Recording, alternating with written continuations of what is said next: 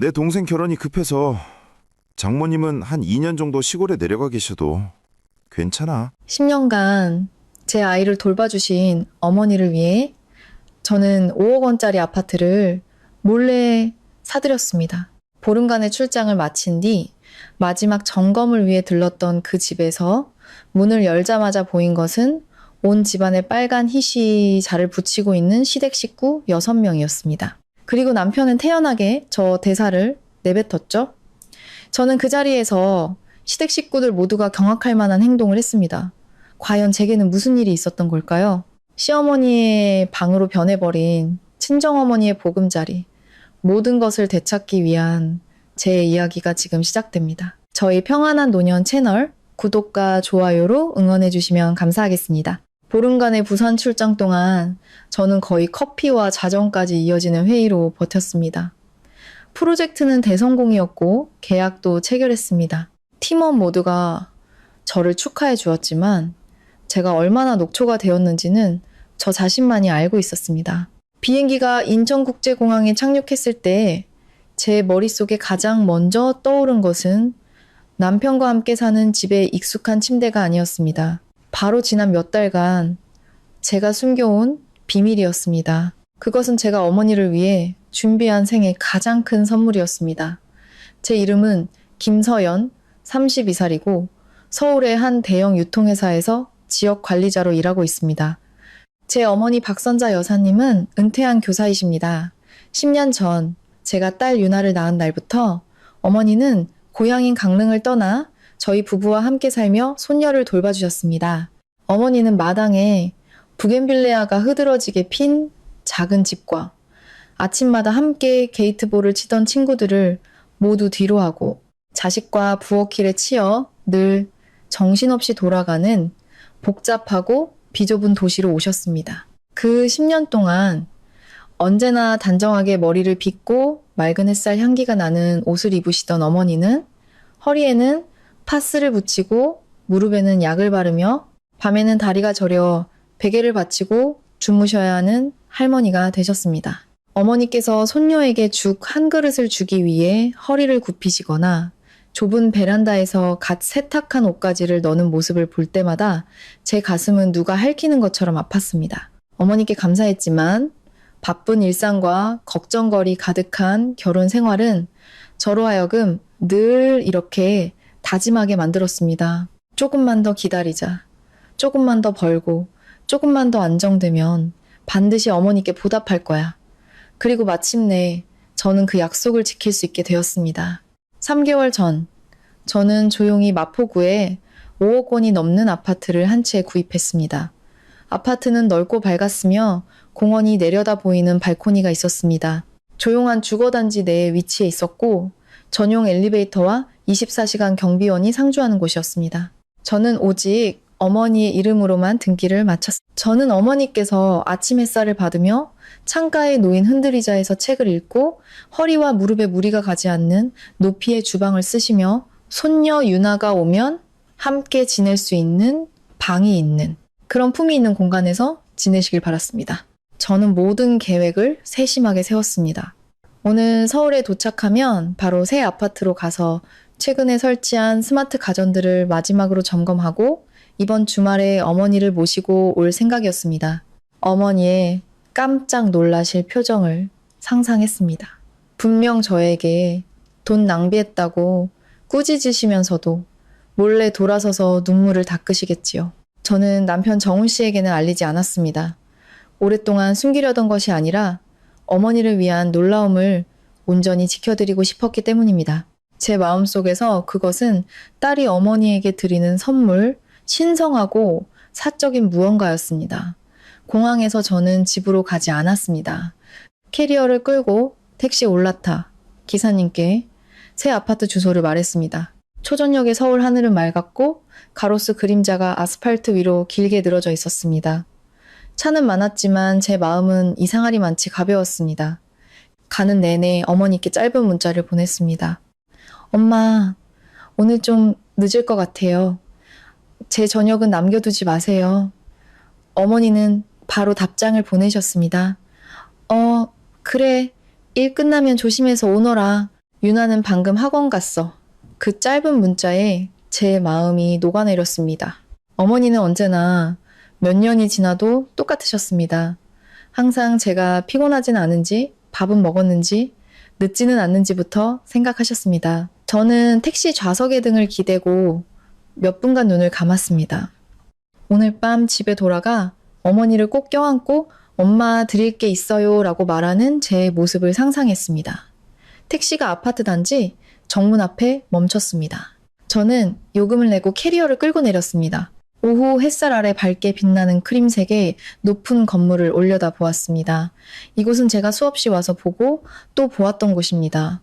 커튼, 색깔부터 벽지, 소파까지 모든 작은 디테일을 직접 골랐습니다. 이곳의 모든 것은 제게 특별한 의미가 있었고 어머니께서 마땅히 누리셔야 할 평온한 노후에 대한 저의 상상과 연결되어 있었습니다.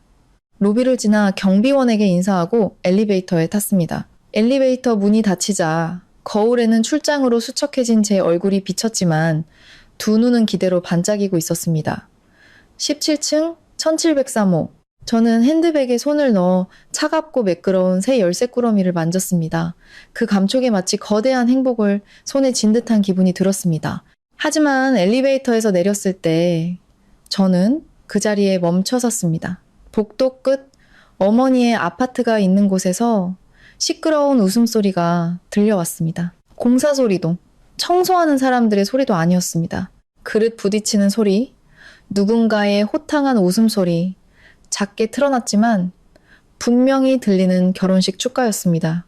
심장이 쿵 하고 내려앉았습니다. 저는 몇 초간 가만히 서서 층을 잘못 내렸나 생각해 보았습니다. 하지만 아니었습니다. 저 갈색 나무문, 문 옆에 작은 화분, 호수판, 모든 것이 정확했습니다.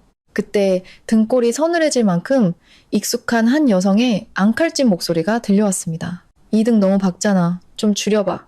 눈부셔 죽겠네. 시어머니의 목소리였습니다. 저는 손 안에 열쇠 꾸러미를 꽉 쥐었습니다. 쇠붙이의 각진 부분이 살을 파고드는 것 같았습니다. 마음을 진정시킬 틈도 없이 다른 남자의 목소리가 끼어들었습니다. 지시하는 듯한 굵은 목소리였습니다. 어머니 그냥 두세요. 집이 이렇게 넓은데 이래야 결혼식 분위기가 나죠.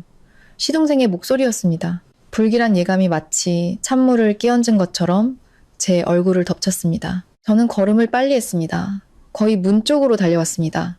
가까워질수록 매콤한 해물찜 냄새, 술 냄새, 음식 냄새가 공기 중에 진동했습니다. 그리고 살짝 열린 문틈으로 안쪽 벽 한 구석에 새빨간 희자가 잔뜩 붙어있는 것이 보였습니다. 머릿속이 윙윙거리고 열쇠를 쥔 손이 심하게 떨리기 시작했습니다. 그 순간 저는 재산을 침해당한 것보다 더 끔찍한 사실을 깨달았습니다. 그들은 제가 어머니의 노후를 위해 준비한 공간에 발을 들여놓았습니다. 그리고 그들은 그곳을 어머니의 집으로 여기지 않았습니다. 마치 자기들 것인 양 행동하고 있었습니다. 저는 깊게 숨을 들이쉬고 열쇠를 꽂아 문을 밀고 들어갔습니다. 눈앞에서 온 세상이 폭발하는 것 같았습니다. 문이 열리자 저는 마치 누군가에게 망치로 머리를 맞은 것처럼 문지방에 못 박힌 듯 서 있었습니다. 제가 어머니를 위해 온 마음을 쏟아 준비한 아파트. 심플한 크림색 소파부터 부드러운 베이지색 커튼, 3번이나 직접 가서 고르놓고 원목 식탁까지. 지금은 눈이 아플 정도로 어수선하고 과시적이며 값싸 보이는 무언가로 변해 있었습니다. 거실 벽에는 새빨간 희시자들이 핏자국처럼 삐뚤빼뚤하게 붙어 있었습니다. 제가 어머니를 위해 특별히 주문 제작한 고급 침구 세트는 촌스러운 모란꽃 무늬의 붉은색 이불로 바뀌어 있었습니다. 식탁 위에서는 해물찜 냄비가 부글부글 끓고 있었고 맵고 자극적인 연기가 자욱하게 피어올랐습니다. 주변에는 맥주캔 어지럽게 널린 그릇과 수저, 닭뼈, 구겨진 휴지들이 널브러져 있었습니다. 거실 한가운데에는 시어머니인 최 여사님이 떡하니 앉아 계셨고 그 옆에는 시동생 정수와 그의 예비 신부가 있었습니다. 그녀는 번쩍이는 옷차림에 손에는 금붙이를 주렁주렁 달고 있었습니다.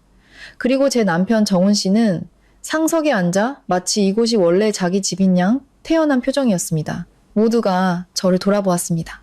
그 순간 방 안은 쥐 죽은 듯 조용해졌습니다. 저는 그들을 그리고 다시 집을 둘러보았습니다. 가슴 속에서 느껴지는 감정은 더 이상 분노가 아니었습니다. 뼛속까지 시린 냉기였습니다. 가장 먼저 일어선 사람은 정훈 씨였습니다. 그는 맥주잔을 내려놓고 의자를 빼며 아주 평온한 얼굴로 제게 다가왔습니다. 서연아, 왔어? 마침 잘 왔다. 들어와서 집 꾸민 것 좀 봐. 이 정도면 괜찮지?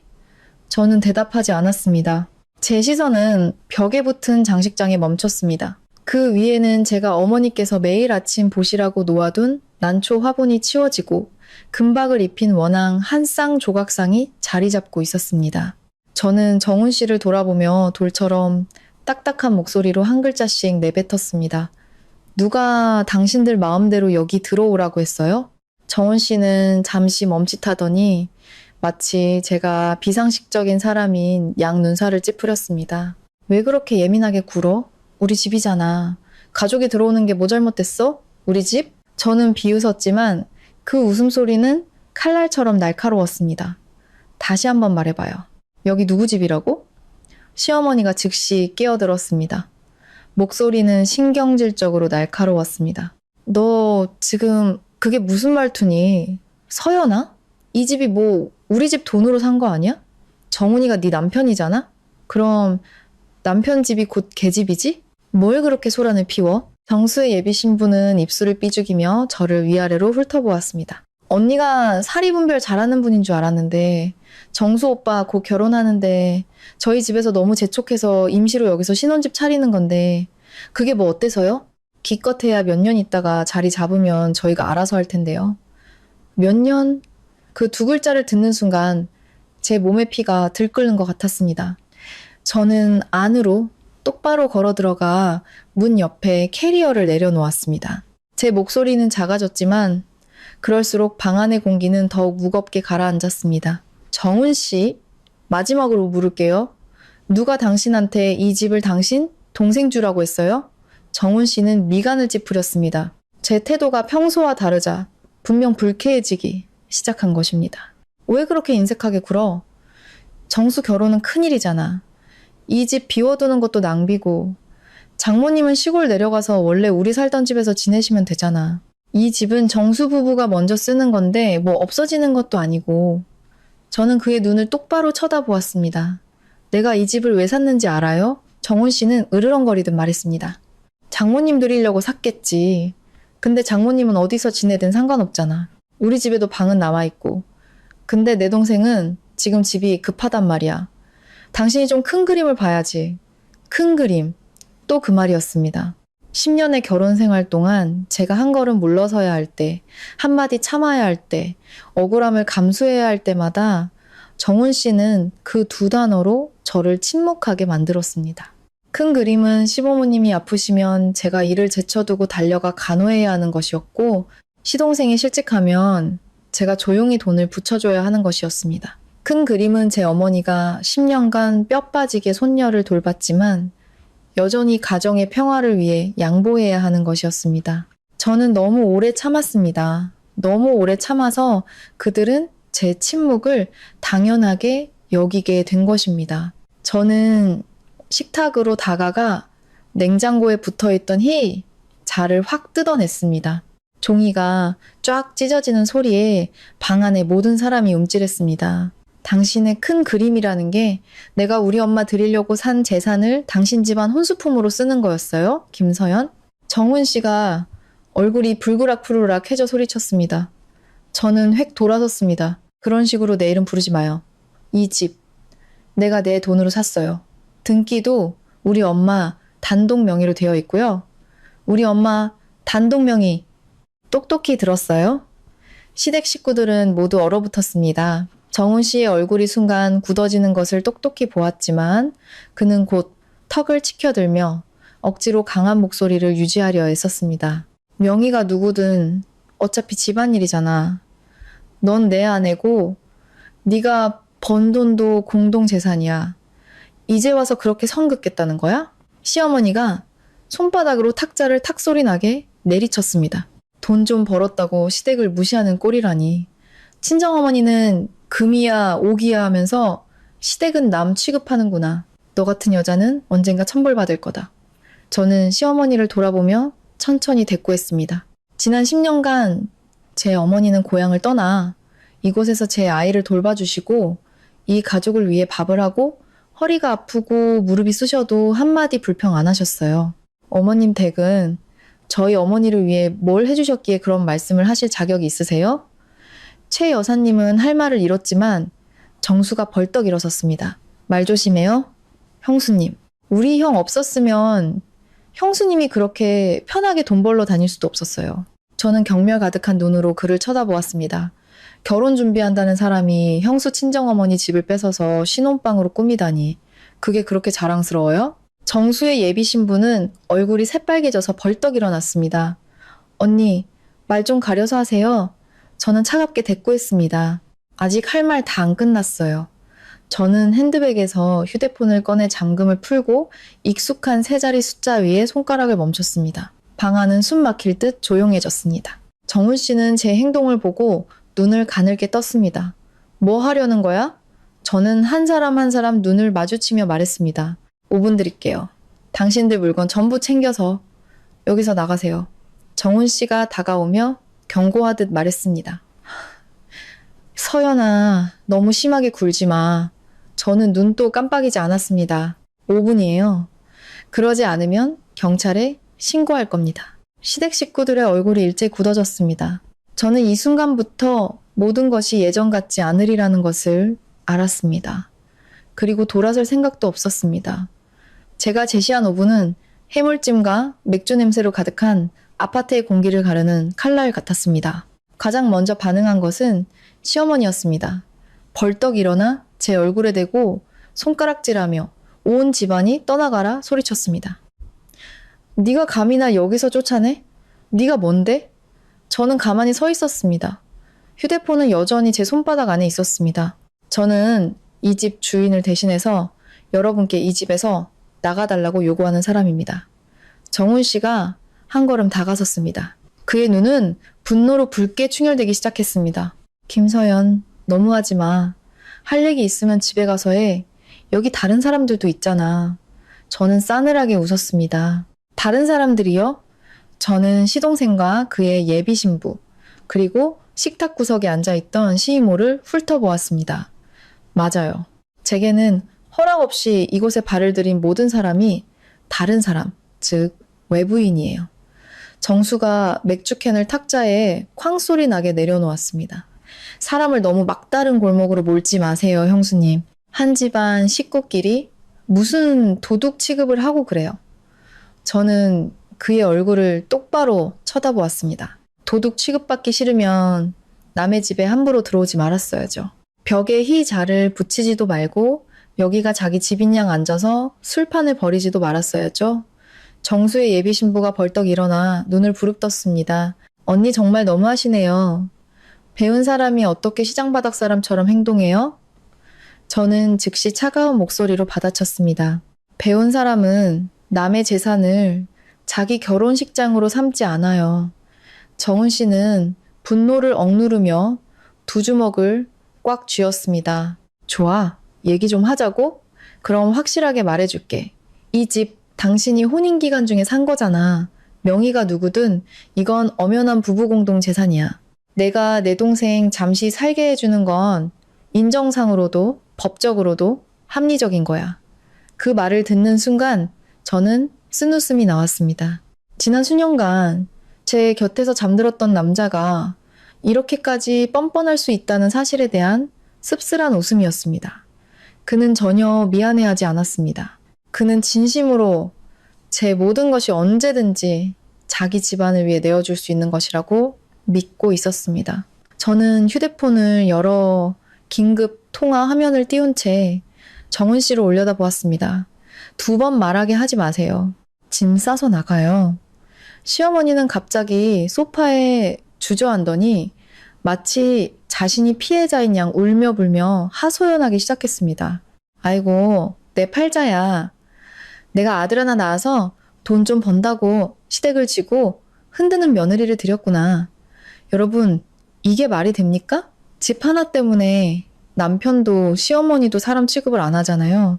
저는 그 연극을 가만히 지켜보았습니다. 마음은 얼음장처럼 차가웠습니다. 10년간 며느리로 살면서 시어머니가 눈물과 울음소리를 이용해 다른 사람을 굴복시키는 방식에 너무나 익숙해져 있었습니다. 예전 같았으면 난처했겠지만 지금은 그저 피곤할 뿐이었습니다. 정훈 씨는 제가 동요하지 않자 목소리를 낮췄지만 말 한마디 한마디에 압박이 실려 있었습니다. 김서연, 잘 생각해. 정말 경찰 부르면 나중에 서로 얼굴 어떻게 보려고 그래. 저는 그를 쳐다보며 또박또박 말했습니다. 얼굴 생각해야 할 사람은 당신이에요. 당신이 우리 엄마 집을 당신 동생 신혼방으로 내준 순간부터 당신은 이미 나를 가족으로 생각하지 않은 거예요. 그 말을 끝으로 저는 통화 버튼을 눌렀습니다. 연결음이 울리자 방안은 그대로 얼어붙었습니다. 정수가 한 걸음 다가오려 했지만 정훈 씨가 팔을 들어 막았습니다. 아마 그는 제가 정말로 협박하는 게 아니라는 걸 처음으로 깨달았을 겁니다. 여보세요. 푸른 파출소죠? 마포구에 있는 제 가족 소유 아파트에 무단으로 침입한 사람들이 있습니다. 저는 침착하게 주소와 호수를 말했습니다. 제 자신이 놀랄 정도로 차분한 목소리였습니다. 제가 내뱉는 한마디 한마디에 시댁 식구들의 얼굴색이 변해갔습니다. 시어머니는 울음을 멈췄습니다. 정수는 멍하니 서 있었고 그의 예비 신부는 당황한 눈빛으로 뒷걸음질 치기 시작했습니다. 정훈 씨는 이를 악물었습니다. 너 미쳤구나. 저는 전화를 끊고 그를 올려다 보았습니다. 아니요. 그냥 정신 차린 거예요. 바로 그때 저는 이 모든 일의 근원을 그 어느 때보다 명확하게 볼 수 있었습니다. 단순히 집 때문도 정수의 결혼 때문도 아니었습니다. 지난 수년간 그들은 제가 짊어지고 참고 책임지는 것에 익숙해져 있었기 때문입니다. 그들은 제 어머니가 대가 없이 손녀를 돌보는 것에, 제 월급이 생활비로 들어가는 것에, 시댁에 무슨 일이 생길 때마다 물러서는 사람이 항상 저였다는 사실에 익숙해져 있었습니다. 누군가의 선의로부터 이익을 얻는 것에 익숙해진 사람들은 그것을 더 이상 희생이 아닌 상대방의 의무라고 생각하게 되는 법입니다. 저는 방안을 마지막으로 둘러보았습니다. 새빨간 힐을, 김이 나는 해물집 냄비, 정체가 탄로나 굳어버린 얼굴들, 제가 어머니의 평안한 노후를 위해 준비했던 공간이 이제는 탐욕과 배은망덕의 전쟁터가 되어버렸습니다. 그 순간 저는 분명히 알았습니다. 만약 오늘 여기서 또 물러선다면 앞으로 저와 제 어머니에게는 결코 평온한 날이 오지 않을 것이라는 것을 저희 평안한 노년 채널에 구독과 좋아요로 응원해 주시면 정말 큰 힘이 됩니다. 시청자 여러분 가정에 늘 건강과 평안이 가득하시기를 바랍니다. 복도 밖에서 엘리베이터가 멈춘 소리가 들렸습니다. 저는 그들이 도착했음을 알았습니다. 초인종이 울리자 아파트 안은 쥐 죽은 듯 조용해졌습니다. 제가 나가서 문을 열자 밖에는 2명의 지역, 경찰관과 아파트 관리인이 서 있었습니다. 나이가 더 많아 보이는 경찰관이 저를 보며 차분하게 물었습니다. 신고하신 분 맞으십니까? 네, 맞습니다. 저는 몸을 비켜 그들을 안으로 안내했습니다. 경찰관을 보자마자 정훈 씨의 얼굴색이 변했습니다. 그는 서둘러 다가와 억지 미소를 지으며 말했습니다. 아이고, 경찰관님, 오해입니다. 이건 그냥 가족 문제, 부부싸움 좀 한 것뿐입니다. 경찰관은 바로 대답하지 않았습니다. 그는 집 안을 한 바퀴 둘러보았습니다. 벽에 붙은 새빨간 희시자부터 어지럽게 널린 물건들, 그리고 방 안, 각 사람의 얼굴까지. 그의 시선은 꾸짖는 듯 하지 않았지만 누구라도 뜨끔하게 만들기에 충분했습니다. 저는 침착하게 입을 열었습니다. 오해가 아닙니다. 이 아파트는 제 어머니의 개인 재산이며 저는 관리 권한을 위임받았습니다. 이 사람들은 소유주의 동의 없이 무단으로 들어와 거주하고 마음대로 집을 꾸미고 사용하고 있었습니다. 정훈 씨가 제게 획 돌아서며 이를 악물었습니다. 말 좀 가려서 해. 저는 그를 무시하고 준비해온 서류 뭉치를 가방에서 꺼내 경찰관에게 건넸습니다. 이건 아파트 등기부등본 사본입니다. 소유주는 제 어머니 박선자 여사님이십니다. 이건 제가 인테리어 마무리를 하는 동안 집을 관리하도록 위임받았다는 위임장입니다. 경찰관은 서류를 받아 꼼꼼히 살펴보았습니다. 방 안은 종이 넘어가는 소리가 들릴 정도로 조용했습니다. 시어머니는 초조해지기 시작했습니다. 여전히 억지로 강한 목소리를 유지하려 애쓰며 말했습니다. 서류는 서류고 쟤들은 부부잖아요. 아내가 샀으면 남편 지분도 있는 거 아니에요? 경찰관이 고개를 들어 시어머니를 똑바로 쳐다보며 단호하게 말했습니다. 어머님 공동 재산인지 개인 재산인지에 대한 분쟁은 법에 따라 해결될 것입니다. 하지만 현재 이 아파트의 등기상 소유주는 이곳에 계신 분들 중 아무도 아닙니다. 합법적인 관리인이 퇴거를 요구하는데도 응하지 않으시면 저희는 사건 기록을 작성할 권한이 있습니다. 사건 기록이라는 말에 정수의 얼굴이 눈에 띄게 창백해졌습니다. 그의 예비 신부는 정수의 소매를 살짝 잡아당겼습니다. 그녀의 눈에는 이미 공포가 서려 있었습니다. 아마 그녀는 잠시 아파트를 빌리는 일이 이렇게 될 줄은 상상도 못했을 겁니다. 정훈 씨는 여전히 포기하지 않았습니다. 그는 지갑에서 혼인관계증명서를 꺼내 내밀었습니다. 이것 좀 보십시오. 제가 이 사람 남편입니다. 혼인기간 중에 생긴 집인데 어떻게 무단 침입이 됩니까? 경찰관은 서류를 훑어본 뒤 탁자 위에 내려놓았습니다. 목소리는 여전히 부드러웠지만 더욱 단호해졌습니다. 선생님께서 이분의 남편인 것은 맞지만 이 아파트의 소유자로 등기되어 있지는 않습니다. 게다가 합법적인 관리인이 선생님과 가족분들에게 퇴거를 요구했습니다. 만약 계속해서 머무르신다면 사건의 성격이 달라질 수 있습니다. 저는 옆에 서 있었습니다. 마음속에는 통쾌함 같은 것은 없었습니다. 그저 차가운 공허함만이 가득했습니다. 10년 부부 생활의 끝이 결국 남의 입을 빌려 옳고 그름을 가려야 하는 것이라니. 그때 관리인이 입을 열었습니다. 경찰관님, 오늘 오후에 관리사무소에서도 같은 층 주민들로부터 이 집에서 여러 사람이 모여 음악을 틀고 음식 냄새를 심하게 풍긴다는 민원을 받았습니다. 집주인이 허락하지 않은 상황이라면 저희 건물 측에서도 이런 상황이 계속되도록 둘 수는 없습니다. 그 말을 듣자 시어머니는 화를 터뜨렸습니다. 뭐가 그렇게 대수라고 난리들이야? 해물찜 한번 끓여 먹은 걸 가지고 돈 좀 있다고 사람 무시하는 꼴이라니?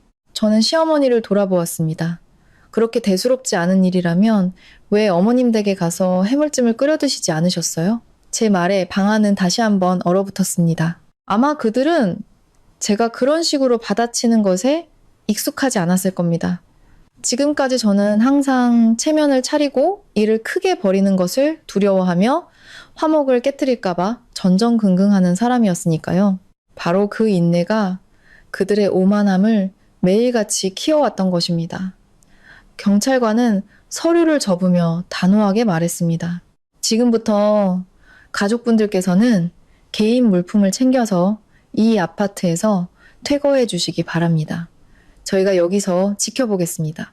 만약 협조하지 않으시면 저희는 규정에 따라 사건 기록을 작성할 수밖에 없습니다. 정수는 즉시 정훈 씨를 쳐다보았습니다. 형. 정훈 씨는 마치 벼락이라도 맞은 듯 서 있었습니다. 두 주먹은 굳게 쥐어져 있었습니다. 저는 그가 분노와 굴욕감에 휩싸여 있다는 것을 알았지만 더 이상 신경 쓰지 않았습니다. 그가 제 어머니의 노후를 위한 아파트의 자기 식구들을 끌어들인 순간부터 그는 제 마음속에 남아있던 마지막 정마저 스스로 지워버렸습니다. 시어머니는 투덜거리며 욕을 하기 시작했지만 목소리는 현저히 작아졌습니다. 정수의 예비 신부는 고개를 푹 숙인 채 조용히 벽에 붙은 힐을자를 떼기 시작했습니다. 정수는 분한 듯 식탁 위에 물건들을 챙겼습니다. 그리고 정훈 씨는 그는 저를 뚫어지게 쳐다보았습니다. 그 눈빛에는 분노와 함께 어떻게 제가 이 지경까지 일을 벌일 수 있는지 이해할 수 없다는 불신이 담겨 있었습니다. 저는 고개를 돌려 그를 더 이상 보지 않았습니다. 만약 더 오래 쳐다본다면 야근이 끝난 저를 데리러 비를 맞으며 달려왔던 남자, 혼인 신고서에 도장을 찍던 날 제 손을 잡아주었던 남자가 떠오를까봐 두려웠습니다. 하지만 그 기억들은 이제 얇게 벗겨진 페인트 조각처럼 그동안 제가 감히 직시하지 못했던 썩어 문드러진 속내를 드러내고 있었습니다. 거의 20분이 지나서야 그들은 어수선한 짐들을 챙겨나갔습니다. 문을 나서기 전 정훈 씨가 멈춰 서서 쉰 목소리로 말했습니다. 김서연, 너 잘났다. 정말. 저는 아주 작게 대답했습니다. 아니요. 당신들이 나를 이 지경까지 몰아붙인 거예요. 그들 뒤로 문이 쾅 하고 닫혔습니다. 아파트는 섬뜩할 정도의 정적에 휩싸였습니다. 바닥에는 여전히 해물찜 냄새, 맥주 냄새가 남아 있었고 붉은 종이 조각 몇 개가 흩어져 있었습니다. 저는 폐허가 된 거실 한가운데 서 있었습니다. 손은 여전히 차갑게 식어 있었습니다. 경찰관은 제게 서류를 돌려주며 만약 이런 일이 재발하면 즉시 신고하라고 당부했습니다. 저는 감사 인사를 하고 그들을 배웅했습니다. 혼자 남게 되자 저는 천천히 의자 끝에 걸터 앉았습니다. 후련해야 마땅했지만 어째서인지 가슴이 돌덩이에 짓눌린 것처럼 무거웠습니다. 저는 이것이 끝이 아니라 이제 막 시작이라는 것을 알고 있었습니다. 저는 아파트에 거의 10분 동안 앉아 있었지만 머릿속은 여전히 누군가 망치질을 하는 것처럼 윙윙거렸습니다. 베란다 밖 하늘은 이미 저물고 있었습니다. 기울어진 햇살이 유리창을 통해 들어와 바닥에 남은 붉은 종이 조각 위로 비쳤습니다. 그 모습이 우스꽝스러우면서도 씁쓸했습니다. 저는 일어나 집안을 한 바퀴 둘러보았습니다. 한 걸음 한 걸음이 지난 수년간에 제 어리석음을 짓밟는 것 같았습니다. 저는 제가 더 노력하고 더 인내하고 모든 역할을 더 잘 해내면 가정이 평화로울 것이라고 생각했습니다. 하지만 탐욕이 습관이 된 사람들에게 제 인내는 선의가 아니었습니다. 그들의 눈에 그것은 마음껏 짓밟아도 되는 약함일 뿐이었습니다. 저는 허리를 숙여 벽에 남은 희시자를 떼어냈습니다. 접착제가 너무 강해 잡아당기자 페인트가 함께 뜯겨져 나왔습니다. 얼룩덜룩해진 벽을 보며 가슴이 아팠습니다. 이곳은 제가 어머니를 위해 산 집입니다. 구석구석 물건 하나하나 모두 진심을 담아 골랐습니다. 그런데 단 하루 만에 그들은 이곳을 자신들의 이기심을 위한 무대로 만들어버렸습니다. 저는 그날 밤 바로 청소업체와 인테리어 업체에 연락해 아파트 전체를 다시 정리해달라고 부탁했습니다. 모든 것이 마무리된 후 저는 가방을 들고 아파트를 나섰습니다. 로비로 내려오자 휴대폰이 쉴 새 없이 울렸습니다. 정훈 씨의 부재중 전화 12통, 시어머니의 7통, 그리고 화면을 가득 채운 문자 메시지들. 저는 열어보지 않았습니다. 읽지 않아도 그 내용을 짐작할 수 있었습니다. 늘 군림하는 것에 익숙했던 사람들이 반격당하면 가장 먼저 하는 일은 자신을 돌아보는 것이 아니라 감히 저항한 사람을 비난하는 것입니다. 저는 차에 올라 집으로 향했습니다. 가는 내내 막연한 불안감이 마음속에서 점점 커졌습니다. 시댁 식구들을 어머니의 아파트에서 쫓아내는 데는 성공했지만 문득 어머니를 생각하니 등골이 오싹해졌습니다. 그들이 감히 그 집을 차지하려 했다면 그들이 하지 못할 일이 또 무엇이 있을까? 저희 부부가 사는 아파트 주차장으로 들어서자 심장이 비정상적으로 빠르게 뛰기 시작했습니다.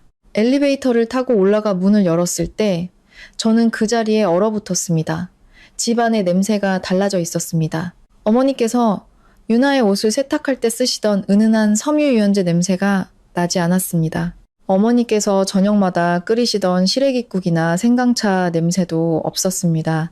대신 파스 냄새, 한약 냄새, 그리고 희미한 향 냄새가 섞여 있었습니다. 낯설고 차갑고 숨막히는 냄새가 목구멍을 꽉 막는 것 같았습니다. 저는 가방을 내려놓고 지난 10년간 어머니께서 지내셨던 방으로 거의 달려갔습니다. 방문은 살짝 열려 있었고 저는 힘껏 밀었습니다. 눈앞이 캄캄해졌습니다. 어머니께서 항상 덮으시던 옅은 크림색 담요는 사라졌습니다. 제가 직접 사들인 장꽃문의 침대보는 요란한 짙은 붉은색 이불로 바뀌어 있었습니다. 침대의 머리맡, 독서등과 관절염약, 어머니의 돋보기 안경이 놓여있던 자리에는 시부모님의 대형 결혼사진이 자리 잡고 있었습니다. 어머니께서 잎사귀 하나하나 정성껏 돌보시던 작은 난초화분들은 없어지고 대신 복을 부른다는 조각상과 아직 개지 않은 옷가지가 쌓여 있었습니다. 옷장문은 활짝 열려 있었습니다. 안에는 시어머니의 옷들이 가득 걸려 있었습니다. 제 손이 얼음장처럼 차가워지는 것을 느꼈습니다. 바로 그때 뒤에서 익숙한 발소리가 들려왔습니다. 이제야 들어올 정신이 드나 보네? 돌아보니 정훈 씨가 문가에 서 있었습니다. 얼굴은 어두웠고 넥타이는 풀어헤쳐져 있었으며 눈은 붉게 충혈되어 있었습니다. 불과 몇 시간 만에 그는 더 이상 침착한 척 하려 하지 않았습니다. 저는 그를 똑바로 쳐다보았습니다. 우리 엄마 어디 계세요? 정훈 씨는 입꼬리를 비틀어 올렸습니다. 그 비웃음이 섬뜩할 정도로 낯설게 느껴졌습니다. 고향 내려가셨어. 저는 제가 잘못 들었나 싶었습니다. 뭐라고요? 장모님, 고향 내려가셨다고. 그의 목소리는 점점 더 차가워졌습니다. 여기서 몇 년 계셨으면 됐지. 우리 어머니가 올라오셨으니 장모님이 내려가시는 게 맞아. 설마 이 집에서 노인 두 분을 계속 모실 셈이었어? 그 말은 마치 손이 제 목을 조르는 것 같았습니다. 저는 한 걸음 다가가 그를 뚫어지게 쳐다보았습니다. 당신이 우리 엄마를 쫓아냈어요? 정훈 씨는 마치 자신이 모욕당한 사람인 양버럭 소리쳤습니다. 말 함부로 하지 마. 난 그냥 장모님께 상황을 잘 설명해 드린 것 뿐이야. 우리 어머니는 연세도 많으셔서 자식들 가까이서 지내셔야 해. 장모님도 좀 눈치가 있으셔야지. 귀가 먹먹해지는 것 같았습니다. 눈치. 그 두 글자는 어떤 욕설보다도 더 아프게 제 심장을 찔렀습니다. 제 어머니는 이곳에서 10년을 살았고 10년간 우리 아이를 돌봤고 10년간 밥을 했습니다. 결국 어머니가 받은 것은 눈치가 좀 있어야 한다는 말이었습니다. 저는 두 주먹을 꽉 쥐었습니다. 언제 우리 엄마를 가게 했어요? 정훈 씨는 시선을 피했습니다. 그저께 저는 거의 비명을 지를 뻔했습니다. 내가 출장 가자마자 정훈 씨는 대답하지 않았습니다.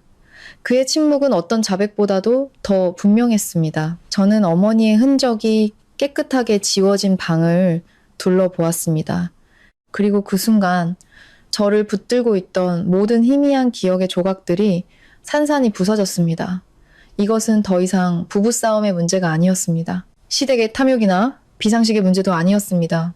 이것은 이 가족을 위해 평생을 희생한 한 여인에 대한 가장 뻔뻔한 배신이었습니다. 저는 거실로 뛰쳐나가 휴대폰을 들고 어머니께 전화를 걸었습니다. 신호음이 한참 울린 뒤에야 누군가 전화를 받았습니다. 여보세요? 서연이니? 수화기 넘어 어머니의 목소리는 여느 때처럼 부드러웠습니다.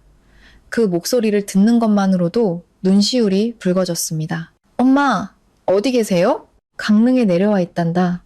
왜 저한테 말씀도 안 하셨어요? 수화기 저편이 몇 초간 조용해지더니 어머니는 가볍게 웃으셨습니다. 네가 출장 중인데 신경 쓰게 하고 싶지 않았어. 그리고 엄마가 며칠 내려와 있는 것도 괜찮아. 저는 눈앞에 빼앗긴 방을 보며 숨도 쉴 수 없을 만큼 가슴이 아팠습니다. 저는 어머니께서 제가 속상할까봐 거짓말을 하고 계신다는 것을 알았습니다. 어머니께서 얼마나 많은 서러움을 삼키셨기에 저렇게 아무렇지 않게 말씀하실 수 있는지 알았습니다. 저는 입술을 꽉 깨물고 천천히 한 글자씩 말했습니다. 엄마, 기다리세요. 오늘 밤에 모시러 갈게요. 제가 말을 마치자마자 수화기 저편에서 어머니가 작게 한숨을 쉬셨습니다. 밤에 오지 마라. 길이 멀잖니. 엄마 괜찮아. 저는 눈을 감고 목구멍에 걸린 덩어리를 삼켰습니다. 엄마, 이번에는 괜찮다고 하지 마세요. 솔직하게 말씀해 주세요. 정훈 씨가 엄마한테 뭐라고 했어요? 수화기 저편은 오랫동안 침묵이 흘렀습니다. 선풍기 돌아가는 소리, 어디선가 들려오는 동네개 짖는 소리까지 들렸습니다. 바로 그 침묵이 제 가슴을 가장 아프게 했습니다. 저는 어머니께서 말씀하고 싶어 하지 않는다는 것을, 딸을 더 곤란하게 만들고 싶어 하지 않는다는 것을, 그리고 자신이 이 집안에 불어닥칠 큰 폭풍의 원인이 되고 싶어 하지 않는다는 것을 이해했습니다. 마침내 어머니가 아주 작게 말씀하셨습니다. 나한테 뭐라고 하진 않았어. 그냥 시어머니가 올라오시니 내가 잠시 고향에 내려가 있는 게 어떻겠냐고 하더구나. 네가 출장 중이고 일이 중요하니 집안일로 신경 쓰게 하지 말라고도 했고. 저는 웃었지만 눈물이 흘러내렸습니다. 그래서 엄마는 스스로 짐을 싸서 떠나신 거군요. 제가 돌아와서 양쪽 사이에 끼어 곤란해할까봐 머물고 싶지 않으셨던 거군요. 가슴이 꽉 막히는 것 같았습니다. 제 어머니는 평생 그러셨습니다. 항상 손해보는 쪽을 택하고 자신이 상처받을 때조차 다른 사람을 먼저 생각하셨습니다. 10년 전 어머니는 제가 일하면서 아이를 키우는 것이 힘들까봐 고향을 떠나 도시로 오셨습니다. 10년 후 어머니는 제가 결혼 생활에서 곤란해질까봐 조용히 돌아가셨습니다. 저는 눈물을 닦았습니다. 목소리는 점점 차가워졌습니다. 엄마, 제 말 들으세요. 엄마가 떠나서 이 집안이 평화로워지는 게 아니에요. 제가 너무 오래 참았기 때문에 그들이 엄마를 그렇게 대한 거예요. 어머니가 제 이름을 작게 불렀습니다. 서연아, 저는 말을 잘랐습니다. 태어나서 처음으로 어머니께 그렇게 단호한 목소리로 말했습니다. 저 이제 안 참아요. 저는 전화를 끊고 돌아섰습니다. 정훈 씨는 여전히 어머니 방문 앞에 서 있었고 얼굴은 굳어 있었습니다. 그는 완전히 낯선 사람을 보듯 저를 쳐다보았습니다. 뭐 하려는 거야? 저는 방으로 들어가 옷장을 열고 가장 큰 캐리어를 꺼냈습니다. 뭐 하려는지 묻는 거예요? 저는 그를 똑바로 쳐다보았습니다. 지금 우리 엄마 방에 속하지 않는 것들을 깨끗이 치우는 중이에요. 정훈 씨가 달려와 제 팔을 잡았습니다. 너 미쳤어? 우리 엄마 이제 막 올라오셨는데 일을 어디까지 크게 만들 셈이야? 저는 세게 팔을 뿌리쳤습니다. 일을 크게 만들어? 웃기네. 우리 엄마가 집에서 쫓겨난 건 당신한테는 아무렇지도 않은 일이야? 내가 당신 엄마 옷 몇 벌에 손댔다고 나보고 일을 크게 만든다고? 그럼 당신 머릿속에서는 당신 엄마는 사람이고 우리 엄마는 언제든 치워도 되는 물건이라는 거네. 맞죠? 정훈 씨의 얼굴이 새빨개졌습니다. 억측하지 마. 저는 더 이상 말하지 않고 옷장을 활짝 열어 시어머니의 옷가지를 뭉텅이로 잡아 캐리어에 쳐넣었습니다. 두꺼운 외투, 목도리, 약봉투, 실내화. 모든 것을 너무 세게 쑤셔 넣어서 캐리어 지퍼가 휘어질 정도였습니다. 탁자 위에는 시부모님의 대형 결혼사진 액자가 마치 위세를 과시하듯 세워져 있었습니다. 저는 그것을 집어들어 바닥에 내려놓았습니다. 정훈 씨는 경악했습니다. 김서연, 내려놔. 저는 손에 든 액자를 보며 이상할 정도로 침착하게 말했습니다. 걱정 마요. 깨뜨리진 않을 테니까. 누가 나보고 무례하다고 할 빌미를 주고 싶지는 않아요. 하지만 누구 물건이든 제자리로 돌려놔야죠. 저는 액자를 구석에 세워두고 계속 짐을 쌌습니다. 짐을 쌀수록 마음속에서 맹렬한 불길이 치솟는 것을 느꼈습니다. 더 이상 충동적인 분노가 아니었습니다. 수년간 억눌려왔던 분노였습니다. 제가 캐리어에 던져넣는 물건 하나하나가 마치 제 자신의 잃어버린 자존심 조각을 되찾는 것 같았습니다. 정훈 씨는 몇 초간 지켜보다가 갑자기 소리쳤습니다. 그만해! 그는 제 어깨를 세게 잡아 돌렸습니다. 잊지 마. 여기는 내 집이기도 해. 저는 고개를 들었습니다. 한순간 지난 10년간 애써 외면해왔던 그의 이기심, 배은망덕, 위선을 모두 보았습니다.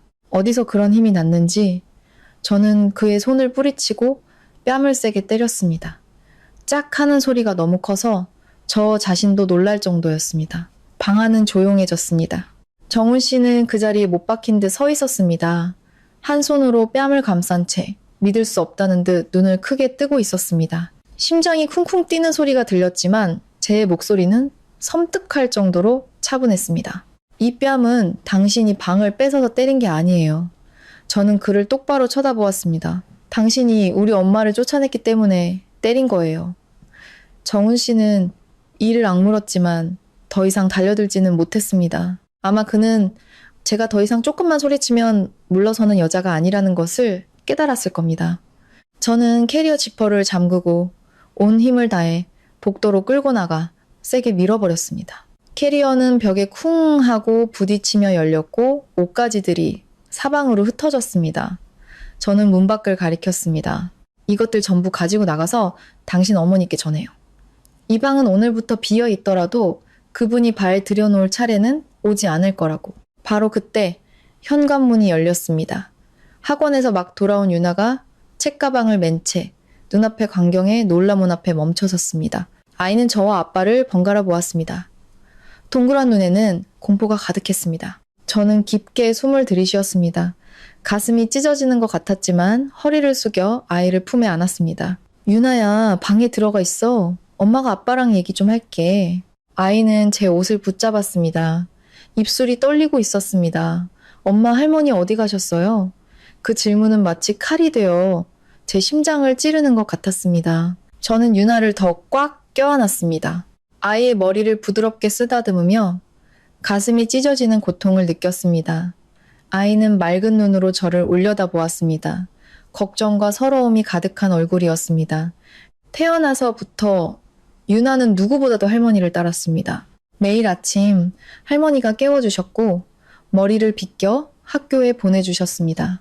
매일 밤 할머니가 이야기를 들려주시고 이불을 덮어주셨습니다. 그런데 제가 출장을 다녀온 사이에 이 집은 아이조차 무언가 아주 나쁜 일이 일어났음을 감지할 수 있을 정도로 뒤죽박죽이 되어버렸습니다. 저는 애써 침착한 목소리를 유지했습니다. 할머니 며칠 고향에 내려가셨어. 엄마가 다시 모시고 올게. 유나는 입술을 꾹 다물었습니다. 눈에는 눈물이 그렁그렁했습니다. 근데 왜 할머니는 나한테 말도 안 하고 가셨어요? 목이 메었습니다. 아이의 순진한 질문은 정훈 씨를 상대하는 것보다 더 대답하기 어려웠습니다. 아이에게 할머니가 쫓겨났다고 말할 수는 없었습니다. 아이가 매일 아빠라고 부르는 사람의 진짜 모습을 전부 목격하게 할 수도 없었습니다. 저는 유나의 뺨을 쓰다듬으며 달랬습니다. 먼저 방에 들어가 있을래? 엄마가 아빠랑 얘기 끝내고 들어갈게. 아이는 바로 가지 않았습니다. 정훈 씨를 돌아보았습니다. 방금 저에게 뺨을 맞은 남자의 얼굴에는 붉은 손자국이 선명했습니다. 하지만 저를 더 소름 끼치게 한 것은 그의 눈빛이었습니다. 더 이상 부끄러움은 없었습니다. 통제권을 잃은 자의 분노와 원망만이 남아 있었습니다. 유나가 작은 목소리로 말했습니다. 아빠, 엄마한테 소리 지르지 마세요. 바람처럼 스쳐 지나가는 작은 목소리였지만 방 안은 쥐 죽은 듯 조용해졌습니다. 정훈 씨의 어깨가 순간 굳어지는 것을 보았습니다. 아마 딸의 눈에 자신이 엄마를 아프게 하는 사람으로 비쳤다는 사실을 그 자신도 예상하지 못했을 겁니다. 저는 아이의 어깨를 살짝 밀었습니다. 방에 들어가 있어, 딸. 이번에야 유나는 발걸음을 옮겼지만 계속해서 저를 돌아보았습니다. 딸의 방문이 닫히고 나서야 저는 정훈 씨를 돌아보았습니다. 우리 사이의 공기는 너무나 무거워서 말 한마디만 더 해도 터져버릴 것 같았습니다. 정훈 씨가 먼저 입을 열었습니다. 목소리는 탁했습니다. 이제 만족해? 애 앞에서 이 꼴을 만들어야 했어? 저는 그를 쳐다보았습니다. 마음속에는 극도의 피로감만이 남아 있었습니다. 내가 이 꼴을 만들었다고요? 저는 그에게 다가갔습니다. 분노의 목소리가 떨렸습니다. 당신은 내가 출장 가자마자 우리 엄마를 고향으로 쫓아냈어. 당신 어머니가 그 방을 차지하게 했고, 당신은 우리 엄마 집을 당신 동생 신혼방으로 내줬어. 당신이 이 집안을 엉망진창으로 만들어 놓고 이제 와서 내가 이 꼴을 만들었냐고 묻는 거예요? 정훈 씨는 고개를 돌리며 신경질적으로 소리쳤습니다. 맨날 모든 잘못을 나한테만 돌리지 마. 우리 어머니가 올라오셨으면 방을 마련해야지. 그럼 호텔에 모시라는 말이야? 저는 싸늘하게 웃었습니다. 그럼 우리 엄마는 고향으로 내쫓겨도 되는 거고요? 그런 말 한 적 없어. 하지만 당신은 그렇게 행동했잖아요. 정훈 씨는 침묵했습니다. 그 침묵은 부인할 수 없는 자백과도 같았습니다. 저는 집 안을 둘러보았습니다. 복도에 흩어진 시어머니의 짐들, 그리고 딸의 닫힌 방문을 보았습니다. 갑자기 제 안의 모든 분노가 더 이상 소리로 터져 나오지 않았습니다. 그것은 가라앉고 차가워지고 날카로워졌습니다. 마치 잘 벼려진 칼날처럼 저는 천천히 말했습니다. 정훈 씨, 마지막으로 한 번만 물을게요. 지난 10년간 우리 엄마가 당신 가족에게 무슨 잘못을 했어요? 정훈 씨는 미간을 찌푸렸습니다. 아무도 장모님이 잘못했다고 안 했어. 그럼 왜 우리 엄마를 그렇게 대했어요? 그는 짜증스럽게 이마를 쓸어 올렸습니다. 일이 이 지경까지 왔는데 아직도 그런 걸 묻는 이유가 뭐야? 저는 그를 오랫동안 쳐다보았습니다. 그렇구나. 그의 머릿속에서 중요한 것은 우리 엄마의 서러움도 자신의 배은망덕도 아니었습니다. 제가 왜 자꾸 지난 일을 들추냐는 것이었습니다. 그에게는 그저 이 일이 지나가고 제가 모든 것을 삼키고 아무 일도 없었던 것처럼 계속 살아주면 되는 것이었습니다. 바로 그 순간 저는 이 결혼이 정말로 끝났음을 깨달았습니다. 한 번의 다툼이나 방 하나 때문이 아니었습니다. 제 앞에 있는 남자는 자신이 잘못했다는 것을 깨달을 능력이 완전히 상실된 사람이었기 때문입니다. 저는 거실로 나가 휴대폰을 들고 전자도어락 교체 서비스에 전화를 걸었습니다. 정훈 씨가 즉시 따라왔습니다. 누구한테 전화하는 거야? 저는 글을 보지 않고 말했습니다. 열쇠 바꾸는 사람 부르는 거예요. 김서연. 정훈 씨의 목소리가 낮게 깔렸습니다. 네가 무슨 권리로 날 집에서 쫓아내? 저는 획 돌아섰습니다. 그럼 당신은 무슨 권리로 우리 엄마를 이 집에서 쫓아냈어요? 우리는 두 명의 낯선 사람처럼 마주섰습니다. 어떤 결혼은 하루아침에 무너지지 않습니다. 수없이 무시당한 상처들을 통해 조금씩 썩어 문드러지다가 마침내 무너져 내렸을 때 사람들은 그것이 아주 오래전부터 텅 비어 있었다는 것을 깨닫게 됩니다. 저는 전화로 서비스 기사에게 그날 저녁 바로 와달라고 약속을 잡았습니다. 전화를 끊고 나서 저는 유나방으로 들어가 아이에게 필요한 옷 몇 벌과 서류, 약, 성적표, 그리고 중요한 물품들을 큰 가방에 쌌습니다. 정훈 씨는 제가 하는 모든 것을 지켜보다가 마침내 정말로 당황하기 시작했습니다. 애 데리고 어디 가려고? 저는 간결하게 대답했습니다. 엄마 모시러 가요. 서연아, 제발 일을 더 심각하게 만들지 마. 저는 손을 멈추고 그날 밤 마지막으로 그를 쳐다보았습니다. 더 심각하게? 아니요. 나는 지금 당신이 망가뜨린 걸 바로잡으려는 거예요. 문 밖에서 초인종이 울렸습니다. 열쇠 교체 기사님이 도착한 것입니다. 저는 문을 열어 두 명의 기술자를 안으로 들였습니다. 한 분은 고개를 숙여 인사했고 다른 한 분은 공구상자를 바닥에 내려놓았습니다. 그들은 집안의 팽팽한 분위기를 보자마자 더 이상 묻지 말아야 한다는 것을 알아차렸습니다. 비밀번호 전부 바꾸고 기존 지문도 다 삭제해주세요. 저는 분명하고 단호하게 말했습니다. 기사님이 저를 보며 다시 확인했습니다. 네, 집주인분 맞으시죠? 제가 이 아파트 분양 계약자이고 모든 대금을 납부했습니다. 정훈 씨가 즉시 나섰습니다. 잠깐만요. 여기는 제 집이기도 합니다. 저는 그를 돌아보지 않았습니다. 일 시작해주세요. 기사님은 잠시 망설였지만 이내 허리를 숙여 공구 상자를 열었습니다. 드라이버 소리. 전자기기가 켜지는 소리가 조용한 집안에 울려 퍼졌습니다. 정훈 씨는 몇 초간 멍하니 서 있다가 갑자기 소리쳤습니다. 김서연, 너 정말 미쳤구나. 저는 계속해서 유나의 옷을 쌌습니다. 내가 미쳤다면 그것도 당신들 때문이야. 너 지금 무슨 짓을 하는지 알고는 있어? 열쇠 바꾸고 나면 나보고 길거리에 나앉으라는 거야?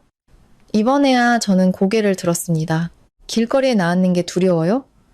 저는 그의 눈을 똑바로 쳐다보았습니다. 그럼 당신은 우리 엄마를 쫓아낼 때 엄마가 어디로 가야 할지, 누구에게 의지해야 할지, 어떤 기분일지 생각해 본 적은 있어요? 정훈 씨는 할 말을 잃었습니다. 저는 말을 할수록 가슴이 아파왔습니다. 하루 종일의 다툼이 저를 무감각하게 만들었다고 생각했지만 어머니 이야기만 나오면 모든 고통이 고스란히 되살아났습니다. 저는 어머니께서 조용히 옷 몇 벌을 챙겨 낡은 캐리어를 끌고 문을 나서는 모습을 상상했습니다. 손녀가 깰까봐, 멀리 있는 제가 걱정할까봐 한마디 불평도 하지 못하셨을 겁니다.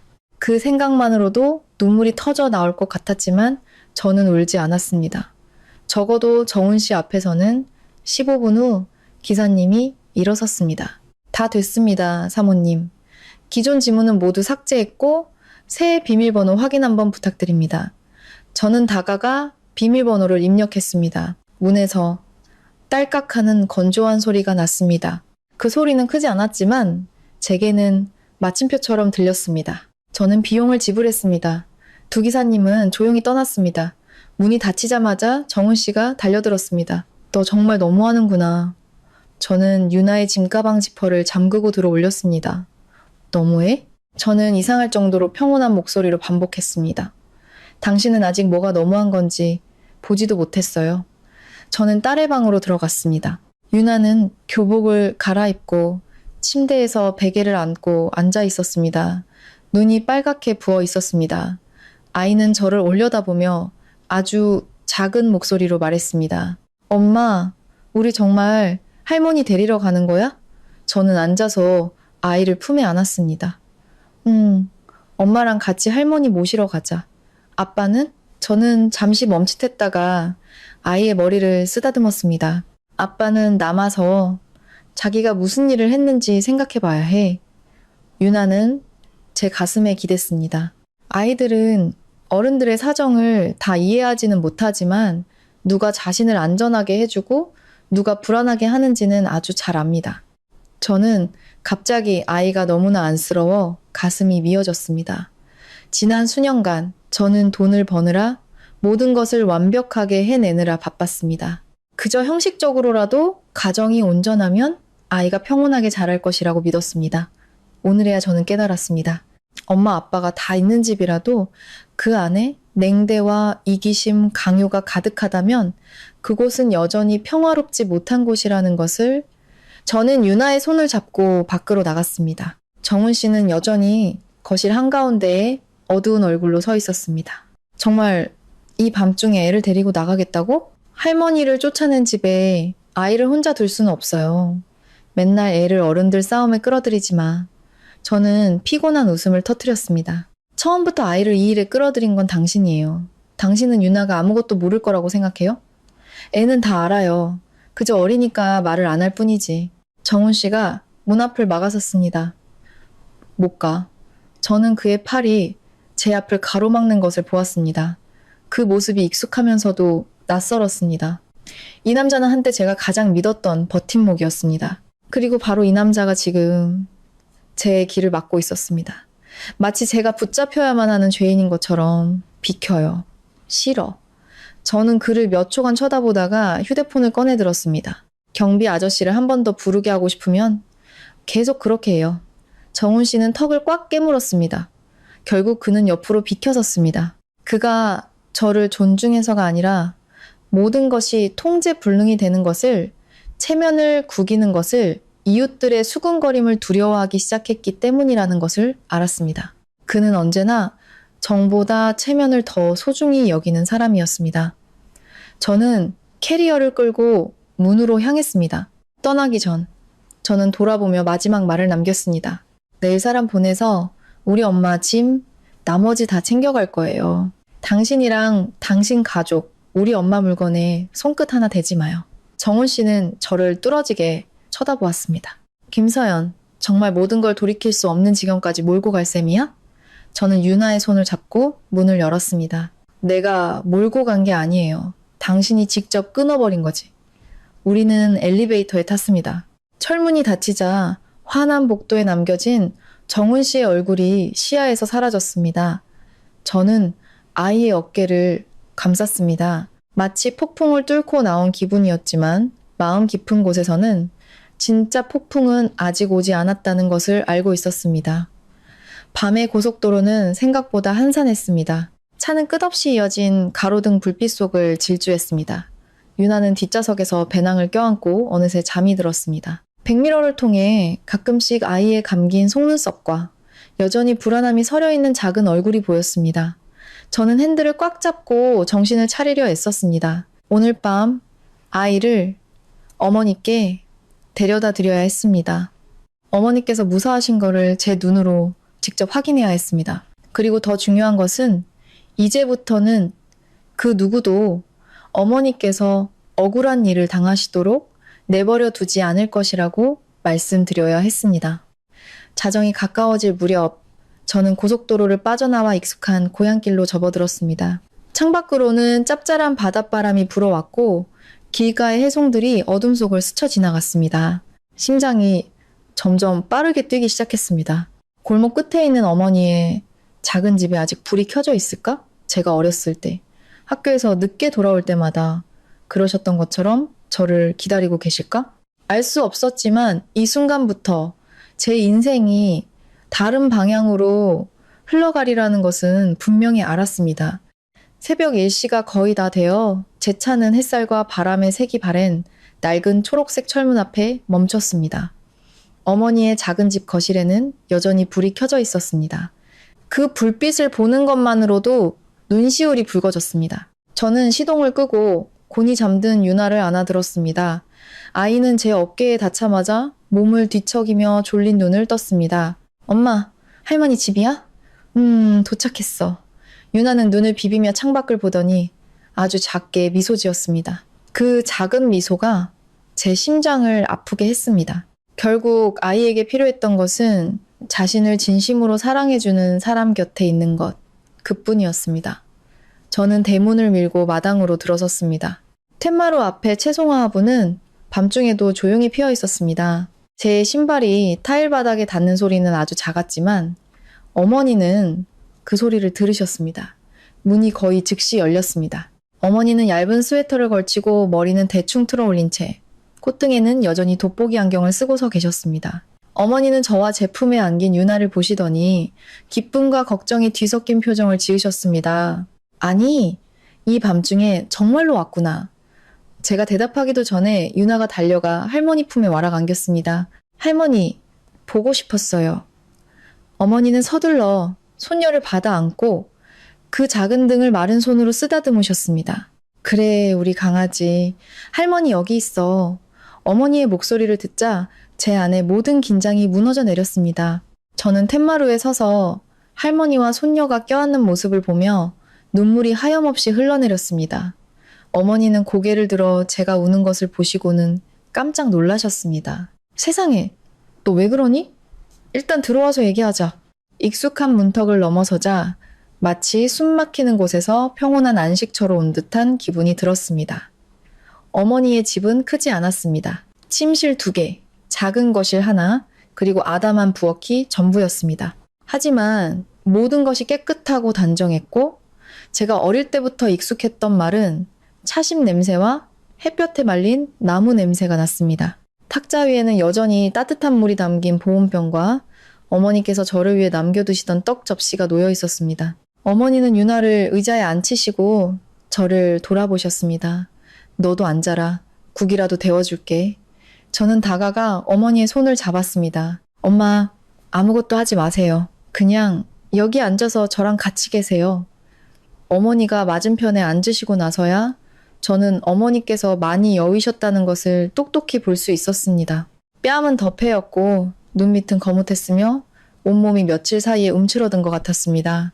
제 안에서 죄책감이 너무나 격렬하게 솟구쳐 제 뺨이라도 때리고 싶은 심정이었습니다.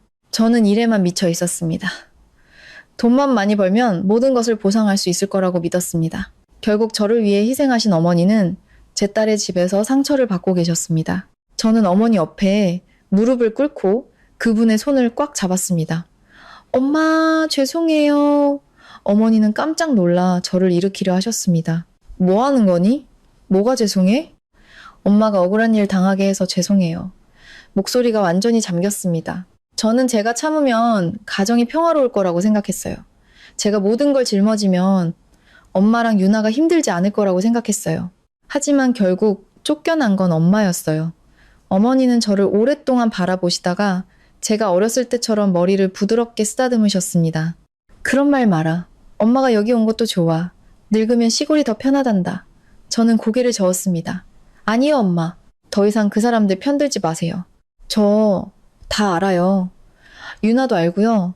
제가 출장 간 날부터 정훈 씨가 쌀쌀맞게 굴면서 엄마 눈치 보게 만들었다면서요. 엄마는 오고 싶어서 오신 게 아니에요. 쫓겨나신 거예요. 어머니는 침묵하셨습니다. 몇 초 후 어머니는 작게 숨을 내쉬셨습니다.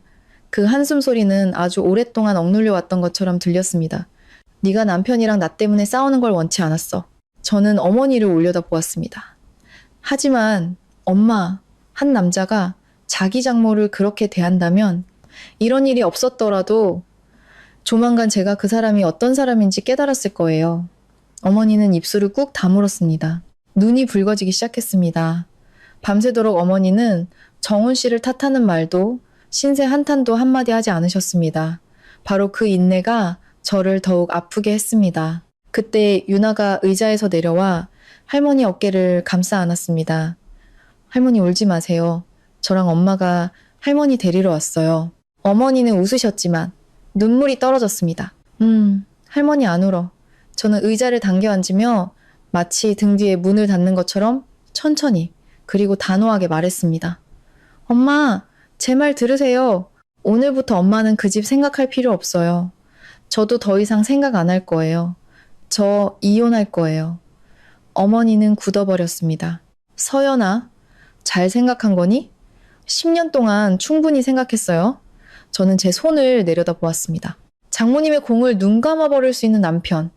아내가 친정어머니께 사들인 집을 동생 신혼방으로 내줄 수 있는 남편. 아내가 출장 간 사이에 장모를 집에서 쫓아낼 수 있는 남편. 그런 사람은 제 남편이 아니에요. 우리 모녀의 버팀목은 더더욱 아니고요. 작은 방 안에는 벽시계의 째깍 소리만이 들렸습니다. 어머니는 저를 오랫동안 쳐다보셨습니다. 저는 어머니께서 또다시 저에게 참으라고, 아이를 생각하라고, 여러 가지를 고려하라고 조언하실 줄 알았습니다. 하지만 아니었습니다. 어머니는 그저 제 손을 잡으시며 작지만 분명한 목소리로 말씀하셨습니다. 네가 결정했다면 엄마는 널 지지한다. 저는 고개를 번쩍 들었습니다. 어머니의 눈에는 제가 지금껏 본 적 없는 단호함이 서려 있었습니다. 내가 항상 너에게 집안의 평화를 위해 양보하라고 가르친 게 잘못이었어. 어떤 사람들은 네가 양보할수록 더 기어오르더구나. 멈춰야 할 때는 멈춰야 해. 어머니의 말씀을 듣자 코끝이 찡해졌습니다. 지난 수년간 어쩌면 어머니 자신도 제가 참고 견디는 것에 익숙해지도록 만든 것에 대해 자책하셨을지도 모릅니다. 하지만 바로 이 순간 어머니는 더 이상 인내만 하는 여인이 아니셨습니다. 어머니는 어머니의 모든 사랑으로 제 편에 서주셨습니다. 저희 평안한 노년 채널에 구독과 좋아요로 응원해 주시면 감사하겠습니다. 시청자 여러분 가정에 늘 건강과 평안이 가득하시기를 바랍니다. 그날 밤 유나를 재운 후 우리는 더 이상 지난 일에 대해 이야기하지 않았습니다. 대신 앞으로 해야 할 일들에 대해 논의하기 시작했습니다.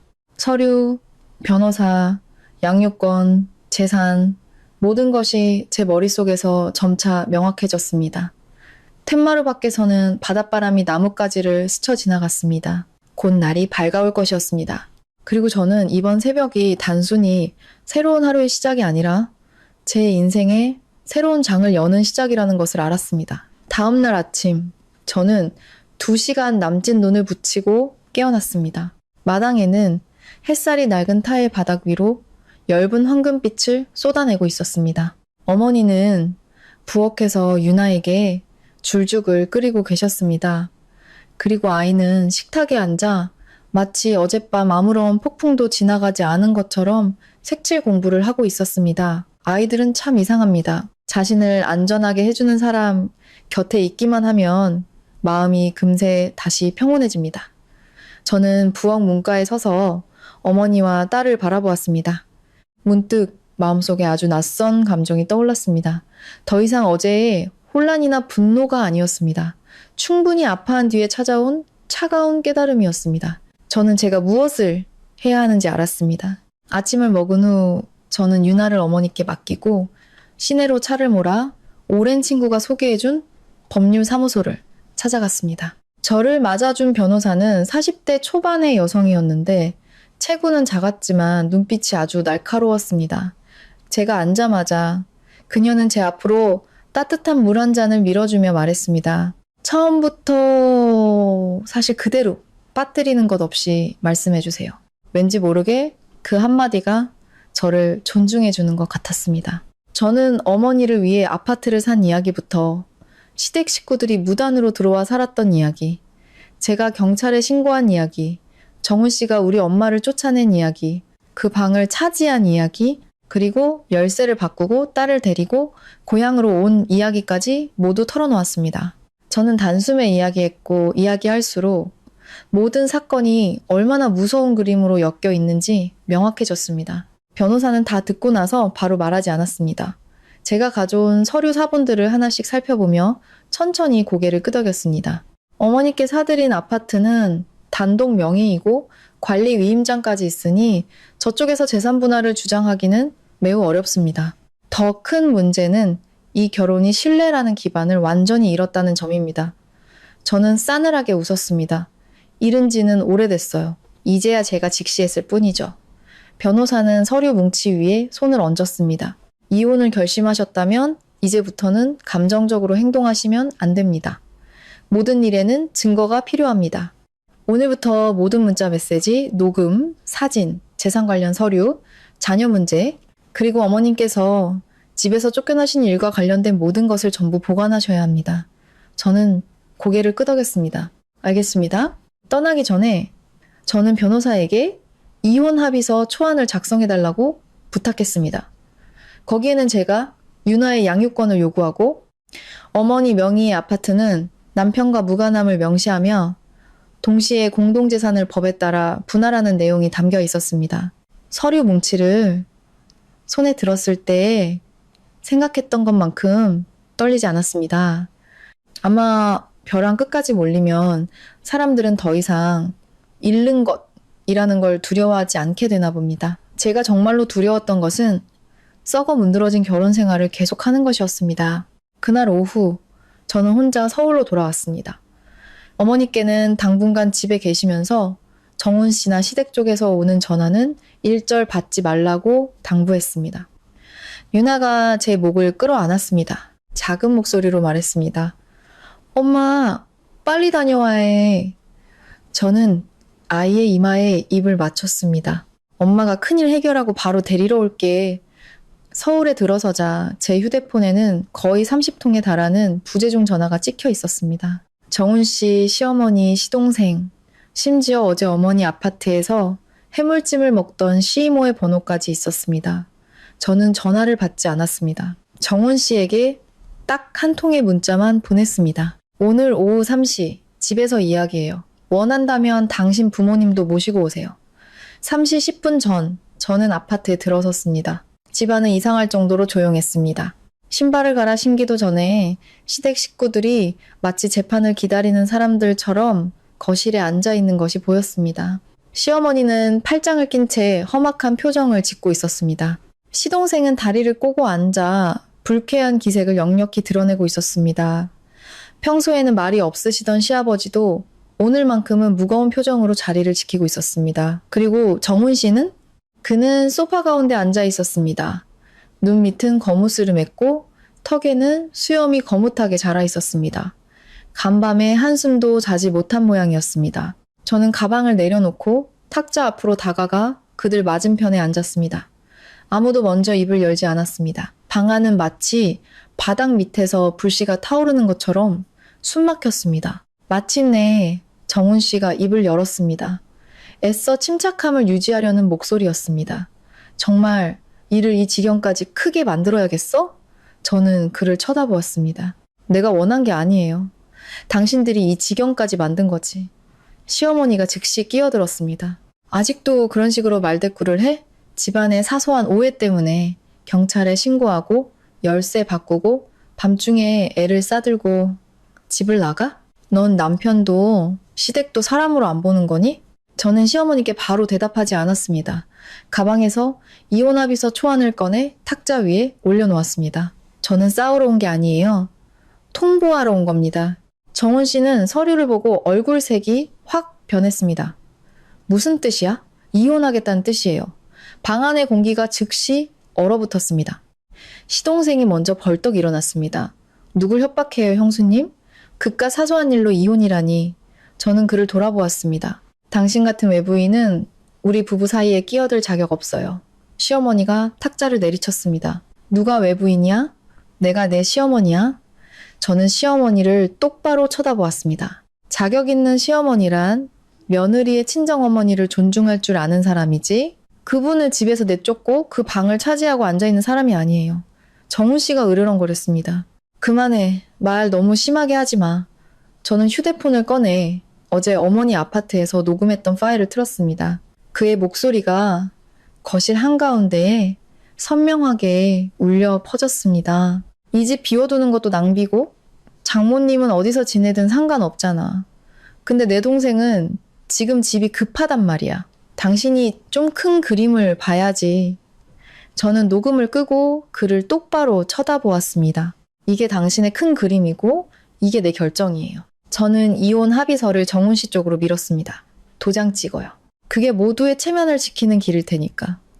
정훈 씨는 합의서를 바로 짚지 않았습니다. 그는 마치 아주 낯선 물건을 보듯 종이를 뚫어지게 쳐다보다가 천천히 고개를 들어 저를 보았습니다. 그의 눈에는 어젯밤의 충동적인 분노 대신 원망과 계산이 뒤섞인 무겁고 어두운 감정이 서려 있었습니다. 저는 그 눈빛에 너무나 익숙했습니다. 말투나 도리로 상대를 억누를 수 없을 때 그는 손익을 따지기 시작했습니다. 시어머니가 먼저 폭발했습니다. 이혼? 네가 하고 싶다고 할 수 있는 줄 알아? 이 집이 너 혼자 마음대로 할 수 있는 곳인 줄 아니? 저는 시어머니를 보며 평온하게 말했습니다. 맞아요. 마음대로 할 수 없죠. 그래서 오늘 허락을 구하러 온 게 아니라 확실하게 통보하러 온 거예요. 시동생이 비웃으며 의자에 등을 기댔습니다. 솔직히 말해서 형수님이 뭐라고 이렇게까지 세게 나오세요? 30 넘은에 딸린 여자가 이혼하고 나면 지금보다 살기 편할 것 같아요? 저는 그를 돌아보며 간결하게 말했습니다. 그럼 당신은 당신 결혼식이나 걱정해요. 아, 참. 당신 신혼방이 방금 사라진 것 같네. 시동생의 얼굴이 새빨개졌습니다. 그가 벌떡 일어나려던 순간 시아버지가 낮게 소리쳤습니다. 조용히 해.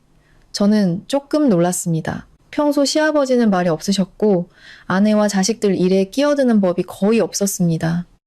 하지만 오늘만큼은 그도 모든 것이 너무 멀리 와버렸다는 것을 안 모양이었습니다. 시아버지는 저를 보며 지친 목소리로 말했습니다. 서연아, 이번 일은 우리 집에 잘못이 있다는 거 안다. 하지만 부부가 10년을 같이 살았는데 어떻게 하루아침에 헤어진다고 할 수 있니? 유나도 아직 어린데.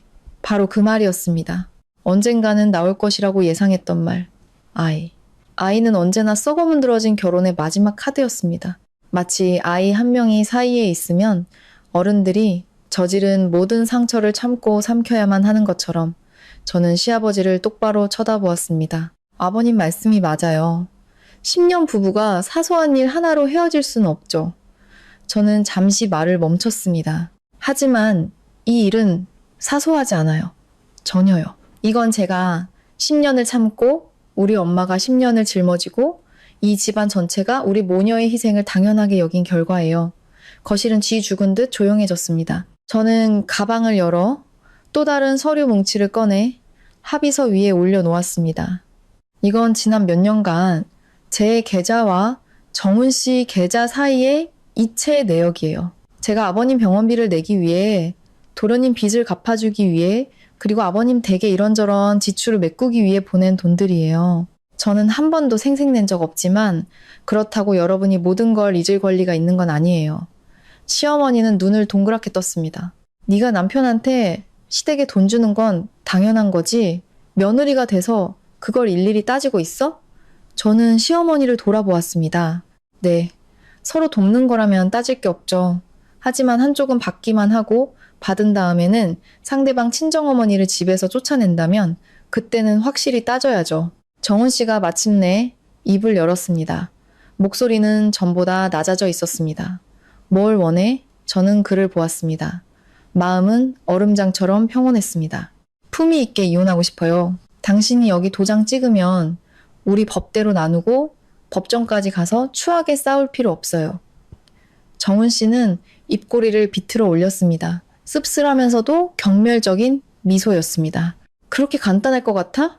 저는 말하지 않았습니다. 그는 합의서를 집어들어 몇 장 넘겨보더니 탁자 위에 쿵 소리 나게 내려놓았습니다. 그럼 이 집은?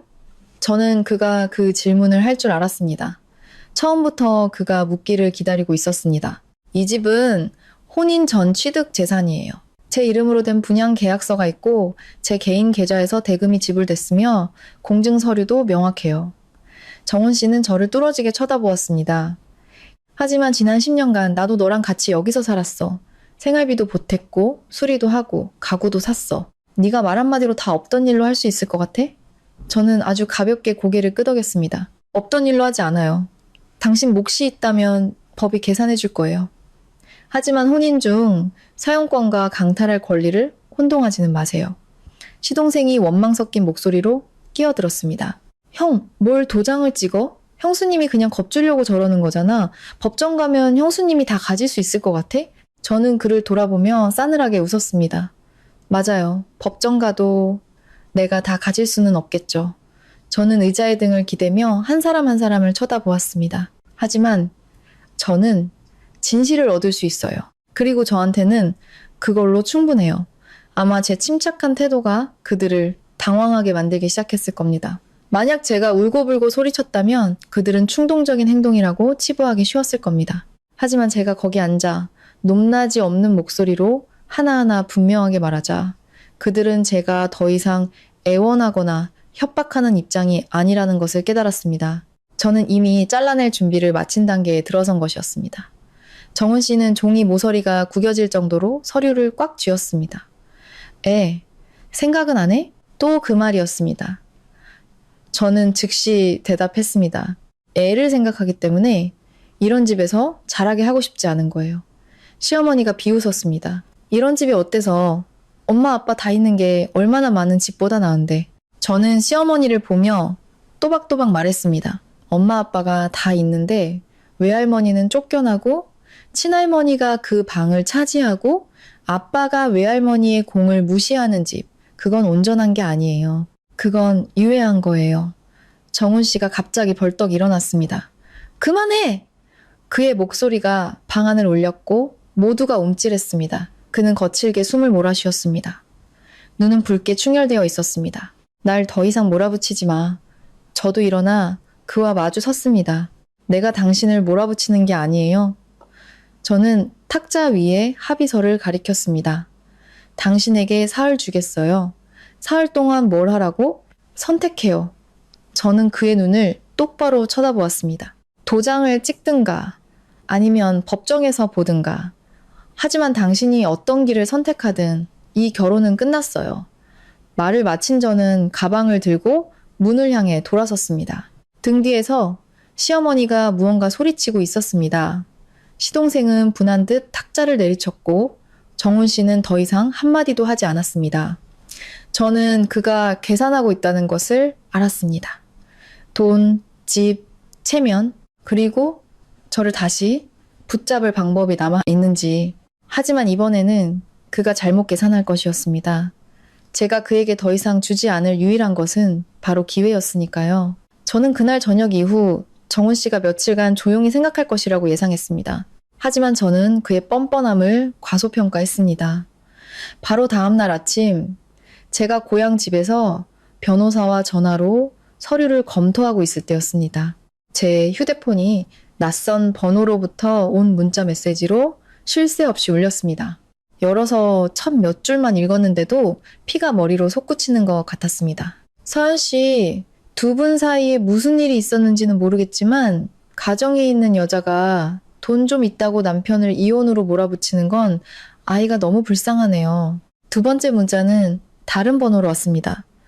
시어머니께 막말하고 한밤중에 시댁 식구들을 집에서 쫓아냈다고 들었어요. 여자로서 그렇게 살면 나중에 자식들이 뭘 보고 배우겠어요. 몇 개를 더 읽어보고 나서야 저는 즉시 상황을 파악했습니다. 정훈 씨가 자신에게 유리한 방향으로 이야기를 퍼뜨리기 시작한 것이었습니다. 그의 버전 속에서 저는 돈 좀 벌었다고 교만해져서 남편을 무시하고 시어머니께 무례하게 굴며 사소한 방 문제 하나 때문에 아이를 데리고 친정으로 가버린 여자가 되어 있었습니다. 그는 우리 엄마가 쫓겨난 부분, 노후를 위한 아파트가 강탈당한 부분, 자신에게 불리한 모든 사실을 의도적으로 지워버렸습니다. 저는 휴대폰을 탁자 위에 내려놓고 싸늘하게 웃었습니다. 역시 정훈 씨다웠습니다. 이성으로 이길 수 없게 되자 여론전으로 공격하기 시작한 것입니다. 제 안색이 변한 것을 보신 어머니께서 물으셨습니다. 또 그 사람이니? 저는 고개를 끄덕였습니다. 자기 방식대로 이야기를 퍼뜨리기 시작했어요. 어머니는 저를 보셨습니다. 눈빛은 걱정스러웠지만 전혀 흔들림이 없었습니다. 그런 말들 신경 쓰지 마라. 신경은 안 쓰지만 저를 모욕하게 내버려 두지는 않을 거예요. 제가 말을 마치자 휴대폰이 다시 울렸습니다. 이번에는 회사 인사팀장님의 전화였습니다. 저는 미간을 찌푸렸습니다. 불길한 예감을 느끼며 전화를 받았습니다. 서연 씨, 지금 어디예요? 팀장님의 목소리는 조금 망설이는 듯 했습니다. 고향에 엄마랑 아이랑 같이 있어요. 그냥 서연 씨가 미리 알았으면 해서 전화했어요. 오늘 아침에 익명으로 이메일이 하나 왔는데 서연 씨 사생활에 대한 내용이더라고요. 별로 좋지 않은 내용이라서 저는 휴대폰을 꽉 쥐었습니다. 혹시 제가 배은망덕하고 무례하며 재산 때문에 남편을 이혼으로 몰아붙인다는 내용인가요?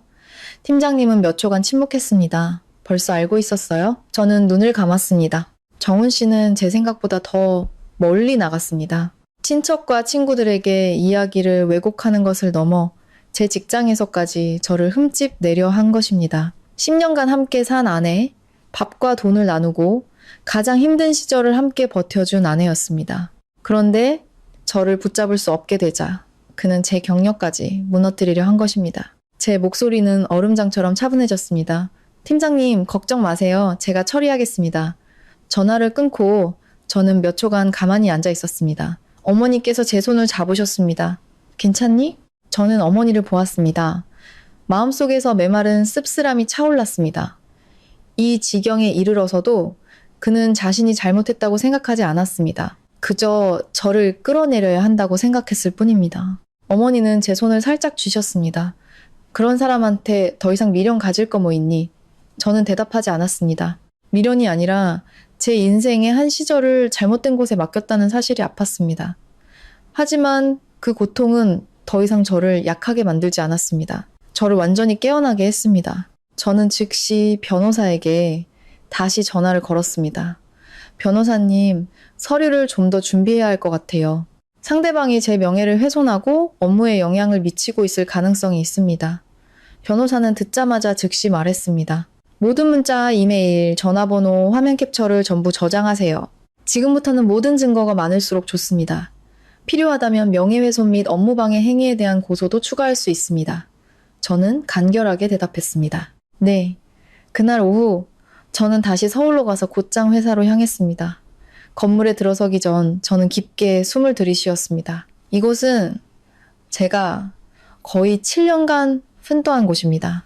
현장 영업사원에서 시작해 지역 관리자 자리까지 한 걸음씩 올라왔습니다. 저는 그 누구도 심지어 한때 제 남편이었던 사람조차 조작된 몇 마디 이야기로 그 노력을 더럽히도록 내버려둘 수 없었습니다. 저는 제 직속 상사인 본부장님 방에 문을 두드렸습니다. 그는 까다롭지만 공정한 사람이었습니다. 저를 보자마자 그는 의자를 가리켰습니다. 앉아요, 김 팀장. 나도 마침 부르려던 참이었어. 저는 빙빙 돌리지 않았습니다. 아파트에서 작성된 경찰 조서, 어머니 명의의 등기부등본, 시간 순서대로 정리된 사건 개요, 그리고 강탈당한 아파트와 어머니의 방이 바뀐 현장 사진 전부를 책상 위에 올려놓았습니다. 회사가 다른 사람을 통해 이야기를 듣기 전에 제가 먼저 설명드리러 왔습니다. 본부장님은 끼어들지 않고 서류 한 장 한 장을 살펴보셨습니다. 저는 간결하지만 핵심을 짚어 설명했습니다. 신세 한탄도, 감정적인 호소도 없이 오직 사실만을 명확하게 전달했습니다. 설명을 마친 후 저는 허리를 꼿꼿이 세우고 그의 반응을 기다렸습니다. 잠시 후 그는 서류 뭉치를 내려놓고 저를 보았습니다. 나는 직원 개인사에 개입하지 않아. 하지만 이 문제를 감정이 아니라 증거로 처리하는 김 팀장의 태도는 높이 평가해. 저는 고개를 끄덕였습니다. 감사합니다. 그가 낮은 목소리로 말했습니다. 익명 이메일이 김 팀장의 업무 평가에 영향을 미치지는 않을 거야. 하지만 이제부터는 조심해. 자기 뒤통수를 칠 수 있는 사람은 더 끔찍한 짓도 할 수 있으니까. 저는 사무실을 나왔습니다. 마음이 한결 가벼워졌지만 동시에 더 차가워졌습니다. 본부장님 말씀이 맞았습니다. 정훈 씨는 통제권을 잃자 이성을 잃기 시작했습니다. 그리고 늘 군림하던 남자가 패배에 직면하면 적당한 선에서 멈추지 못하는 법입니다. 지하 주차장에 도착하자마자 정훈 씨에게서 전화가 왔습니다. 저는 화면을 몇 초간 쳐다보다가 전화를 받았습니다. 또 뭘 원해요? 수화기 저편은 잠시 조용하더니 정훈 씨의 쉬고 거친 목소리가 들려왔습니다. 대단하네 정말. 회사까지 쫓아가서 먼저 해명을 해? 저는 차문의 등을 기댔습니다. 실망했어요? 당신 계획대로 내가 무너지지 않아서? 정훈 씨는 전화기 너머로 비웃었습니다. 네가 이긴 것 같아? 저는 천천히 대답했습니다. 아직은요. 하지만 당신이 지고 있다는 건 확실해요. 수화기 저편에서 거친 숨소리가 들리더니 그가 차갑게 한마디를 내뱉었습니다. 그럼 두고 봐. 유나 문제. 네가 데려가고 싶다고 마음대로 데려가게 두지 않을 테니까. 저는 휴대폰을 꽉 쥐었습니다. 예상했던 대로였습니다. 저를 되돌릴 수 없게 되자 그는 아이를 협상카드로 쓰기 시작한 것입니다. 저는 주차장 천장 위로 보이는 회색 하늘을 올려다보고 차문을 열었습니다. 이 싸움은 저 자신만을 위해 이겨야 하는 것이 아니었습니다. 제 딸이 조종과 이기심, 배은망덕의 굴레 속에서 자라지 않게 하기 위해 반드시 이겨야 했습니다. 언젠가는 정훈 씨가 아이를 썩어빠진 결혼 생활을 붙잡기 위한 마지막 핑계로 삼을 날이 올 줄 알았습니다. 하지만 그의 입에서 직접 그 말을 듣자 심장이 차갑게 식었습니다. 두려워서가 아니라 그 남자가 자기 딸을 패로 쓰기로 한 순간 그의 인간성이 얼마나 많이 사라졌는지를 깨달았기 때문입니다. 그날 저녁 저는 어머니 댁으로 돌아왔습니다. 마당에 들어서자마자 거실에서 유나가 책 읽는 소리가 들렸습니다. 어머니는 옆에 앉아 안경을 쓰시고 손녀가 읽는 글자를 하나하나 짚어주고 계셨습니다. 노란 불빛이 어머니의 하얗게 센 머리카락과 딸의 앳된 얼굴 위로 떨어졌습니다. 그 풍경이 너무나 평화로워서 저는 문가에 몇 초간 멍하니 서 있었습니다. 바로 그 순간 제가 무엇을 지켜야 하는지 더욱 명확해졌습니다. 유나는 저를 보자마자 달려와 다리에 매달렸습니다. 엄마 왔다. 저는 허리를 숙여 아이를 안아 올리고 이마에 가볍게 입을 맞췄습니다. 오늘 착하게 있었어? 네, 착하게 있었어요. 공부도 다 했고 할머니가 엄마 주려고 생선조림도 했어요. 아이는 밝은 목소리로 말했지만 저는 여전히 아이의 눈에 희미한 불안감이 남아있는 것을 알아차렸습니다. 아이들은 웃고 놀 수 있지만 한때 익숙했던 집이 갑자기 무서운 곳으로 변했던 감각을 잊지는 못합니다. 저녁을 먹고 저는 유나를 일찍 재웠습니다. 아이에게 이불을 덮어주고 있을 때 아이가 갑자기 제 손을 잡았습니다. 엄마, 엄마, 여기 있어. 아빠가 나 데리러 와? 저는 아이를 보았습니다. 순간 어떻게 대답해야 할지 알 수 없었습니다. 아이의 마음에 아빠에 대한 미움을 심어주고 싶지는 않았지만 아이에게 상처 주는 모습을 여러 번 보여준 아빠를 계속해서 미워할 수도 없었습니다. 저는 아이의 머리를 쓰다듬으며 천천히 말했습니다.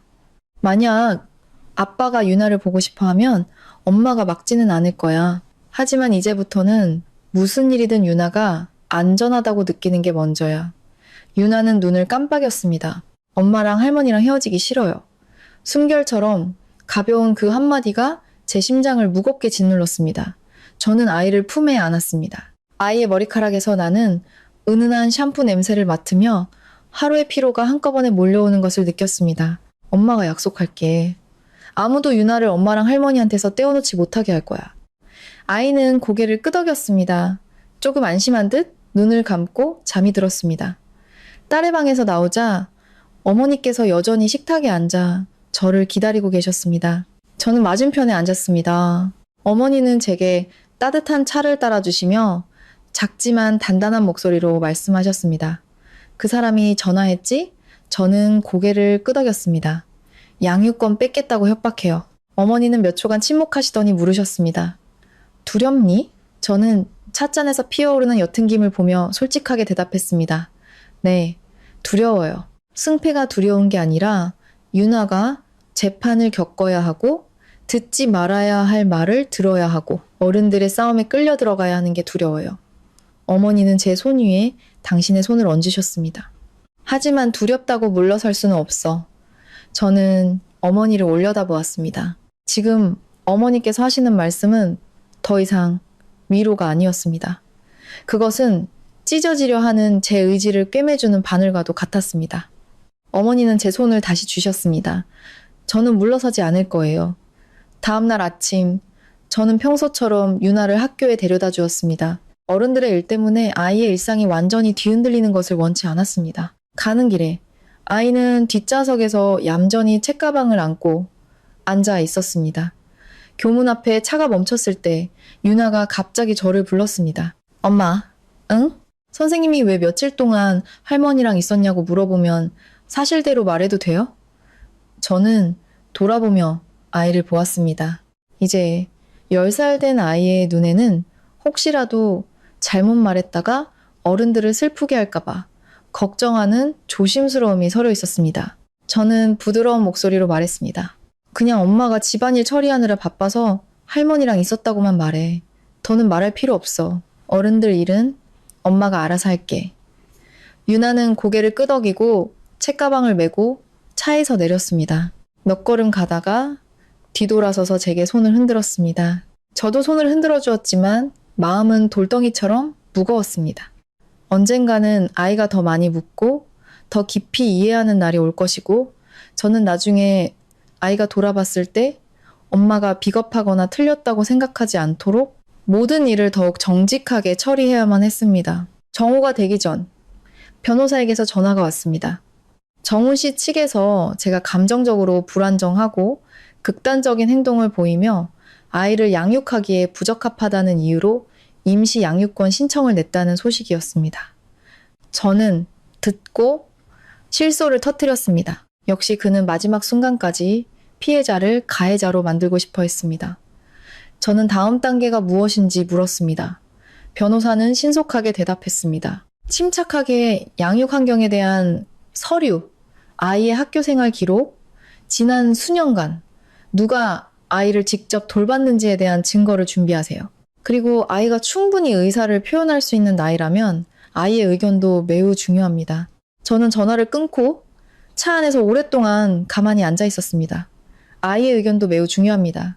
그 생각에 심장이 조여왔습니다. 아이가 아빠와 엄마 사이에서 선택을 해야 하는 상황을 만들고 싶지 않았습니다. 하지만 어쩌면 인생은 아이들에게 언제까지나 순수할 권리를 주지는 않는지도 모릅니다. 그날 오후 유나를 데리러 갔을 때 저는 멀리서 교문 앞 나무 아래에 서 있는 익숙한 인형을 보았습니다. 정훈 씨는 흰 셔츠를 입고 있었고 며칠 전보다 훨씬 더 수척해 보였습니다. 손에는 장난감 쇼핑백이 들려 있었습니다. 그는 고개를 들어 저와 딸을 똑바로 쳐다보았습니다. 저는 다음 대결이 시작되었음을 알았습니다. 저는 교문 앞 라일락 나무 아래 서 있는 정훈 씨를 보고 유나의 손을 잡았습니다. 늦은 오후의 햇살이 그의 어깨 위로 열게 비쳐 이미 수척해진 얼굴을 더욱 초췌하게 만들었습니다. 예전 같았으면 남편의 그런 모습을 보고 마음이 아팠을 테지만 지금 제 머릿속에는 오직 옆에 서 있는 제 딸과 아이를 안전하게 지켜야 한다는 생각뿐이었습니다. 유나도 아빠를 보았습니다. 아이의 걸음이 멈칫했습니다. 제 손을 잡은 작은 손이 망설임과 경계심으로 살짝 힘이 들어가는 것이 느껴졌습니다. 정훈 씨가 다가와 억지로 부드러운 표정을 지었습니다. 유나야, 아빠가 장난감 사왔어. 그가 종이 쇼핑백을 들어 올렸습니다. 안에는 예전에 유나가 좋아했던 레고 상자가 들어 있었습니다. 유나는 장난감 상자를 보고 다시 저를 보았습니다. 그 눈빛에 제 가슴이 아팠습니다. 아이는 이렇게 어른들의 눈치를 살피는 법을 배우지 말아야 했습니다. 저는 막지도 재촉하지도 않고 가만히 서 있었습니다. 아이가 스스로 결정하게 두었습니다. 유나가 작은 목소리로 말했습니다. 아빠, 고맙습니다. 하지만 아이는 다가가서 받지 않았습니다. 아이의 손은 여전히 제 손을 굳게 잡고 있었습니다. 정훈 씨의 얼굴이 순간 굳어졌습니다. 그는 허리를 숙여 목소리를 더 낮추고 애써 다정하게 보이려 했습니다.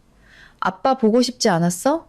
유나는 몇 초간 침묵하더니 작게 말했습니다. 보고 싶었어요. 근데 할머니도 보고 싶었어요. 아이의 대답에 분위기가 가라앉았습니다. 정훈 씨의 입꼬리가 살짝 떨리는 것을 보았습니다. 그는 고개를 들어 저를 쳐다보았습니다. 그의 눈에는 억눌린 분노와 함께 질책의 기색이 역력했습니다. 이제 만족해? 애가 이제 날 남보듯 하잖아. 저는 아주 침착하게 대답했습니다. 당신이 자초한 일을 나한테 돌리지 마요. 정훈 씨는 분노를 억누르고 다시 딸에게로 향했습니다.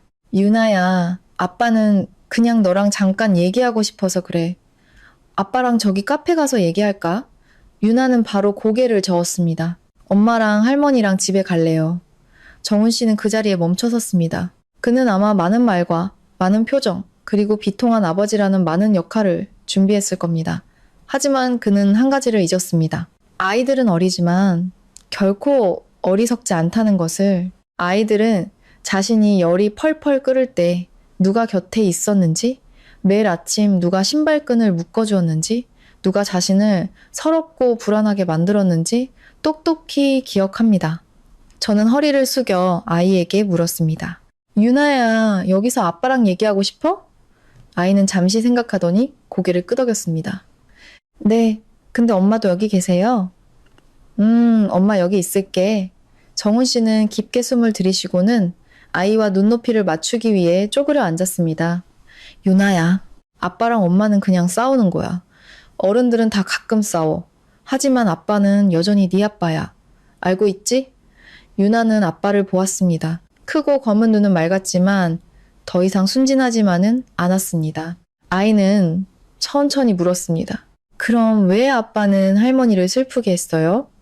정훈 씨는 멈칫했습니다. 아빠가 일부러 그런 건 아니었어. 유나가 다시 물었습니다. 그럼 왜 할머니 방에 친할머니가 계셨어요? 정훈 씨는 입술을 깨물었습니다. 아이가 그렇게까지 똑똑히 기억할 줄은 몰랐던 모양입니다. 그건 어른들이 그렇게 정한 거야. 유나는 잠시 침묵하더니 저조차도 할 말을 잃게 만드는 말을 했습니다. 근데 아무도 할머니한테는 안 물어봤잖아요. 정훈 씨는 대답하지 못했습니다. 오후에 바람이 불어와 마른 라일락 꽃잎 몇 개가 타일 바닥 위로 흩날렸습니다. 주위의 학부모들은 점점 줄어들고 있었습니다.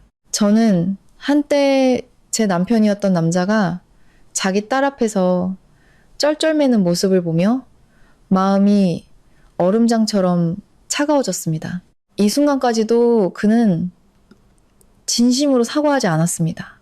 그저 통제권을 되찾을 방법을 찾으려 애쓰고 있을 뿐이었습니다. 잠시 후 정훈 씨는 어색하게 장난감 쇼핑백을 다시 내밀었습니다. 유나야, 이거 가져가. 아빠가 너 주려고 산 거야. 유나는 고개를 저었습니다. 저 장난감 안 갖고 싶어요. 그럼 뭘 원하는데? 아이는 고개를 들었습니다. 목소리는 여전히 작았지만 한 글자 한 글자가 분명했습니다. 아빠가 할머니한테 사과했으면 좋겠어요. 정훈 씨는 그대로 얼어붙었습니다. 저도 움직일 수 없었습니다. 아이가 할머니를 아낀다는 것은 알았지만 이렇게까지 단도직입적으로 말할 줄은 몰랐습니다. 그 순간 저는 아이가 안쓰러우면서도 자랑스러웠습니다. 제 딸은 아직 어렸지만 무엇이 옳고 그른지, 무엇이 진정한 사랑인지 이미 알고 있었습니다. 정훈 씨의 입술이 굳게 닫혔습니다. 그는 벌떡 일어섰습니다. 얼굴색이 변했습니다. 아마 교문 앞에서, 제 앞에서, 그리고 더 최악으로는 자기 딸 앞에서 체면을 구겼다고 느꼈을 겁니다. 애를 그따위로 가르쳤어? 저는 그를 똑바로 쳐다보았습니다. 내가 가르친 게 아니에요. 아이가 직접 본 거예요. 김서연? 애를 내 편으로 만들면 이길 것 같아? 저는 대답했습니다. 나는 한 번도 아이를 어느 한쪽 편으로 끌어들인 적 없어요. 당신이 스스로 아이를 밀어낸 거지. 정훈 씨는 거칠게 숨을 몰아쉬고 유나를 마지막으로 쳐다보았습니다. 그의 눈에는 아주 낯선 무언가가 스쳐 지나갔습니다. 무력감과 원망이 뒤섞인, 마치 이제는 자신이 아무것도 줄 수 없다는 것을 깨달은 사람의 눈빛이었습니다. 집도, 체면도, 저를 통제할 권리도, 그리고 이제는 딸조차도 예전처럼 자신을 믿지 않는다는 것을. 그는 교문 옆 도리자에 장난감 쇼핑백을 세게 내려놓았습니다. 넌 반드시 후회하게 될 거야. 말을 마친 정훈 씨는 등을 돌려가 버렸습니다. 그의 그림자가 늦은 오후의 햇살 아래 길고 일그러지고 외롭게 늘어졌습니다. 저는 그 뒷모습을 몇 초간 보다가 허리를 숙여 유나를 껴안았습니다. 아이는 제 어깨에 기대며 속삭였습니다. 엄마, 내가 뭐 잘못 말했어? 저는 아이의 머리에 입을 맞췄습니다. 아니, 넌 아무것도 잘못하지 않았어. 돌아오는 길에 유나는 평소보다 조용했습니다. 방금의 만남이 아이에게 많은 생각을 하게 했다는 것을 알았습니다. 그리고 저는 익숙한 번화가를 운전하며 마음속으로 분명한 예감을 느꼈습니다. 정훈 씨는 멈추지 않을 것이다. 그 같은 사람이 막다른 길에 몰리면 패배를 인정하거나 아니면 마지막 발악을 할 것이다. 그리고 저는 그 결정적인 대결이 아주 빨리 다가올 것이라고 믿었습니다. 제 예감은 틀리지 않았습니다. 교문 앞에서 만난 지 이틀 만에 정훈 씨는 제 변호사에게 직접 연락해 이혼 서류에 도장을 찍고 유나도 제가 키우는 것에 동의하겠다고 말했습니다. 그 소식을 들었을 때 저는 즉시 안도하지 않았습니다. 저는 그 사람을 너무나 잘 알았습니다. 조금의 이익이라도 뺏기지 않으려 발버둥치고 직장에서 저를 흠집 내려 했으며 아이까지 패로 삼았던 사람이 정말로 길이 막히지 않고서야 순순히 손을 놓을 리가 없었습니다. 서류에 도장을 찍는 날 아침, 저는 단순한 옷을 입고 머리를 단정하게 묶고 화장을 거의 하지 않았습니다. 그날을 승리를 과시하는 날로 만들고 싶지 않았습니다. 제게 그날은 기쁜 날이 아니었습니다. 그저 너무나 오랫동안 저를 아프게 했던 인생의 한 장을 공식적으로 닫는 날일 뿐이었습니다.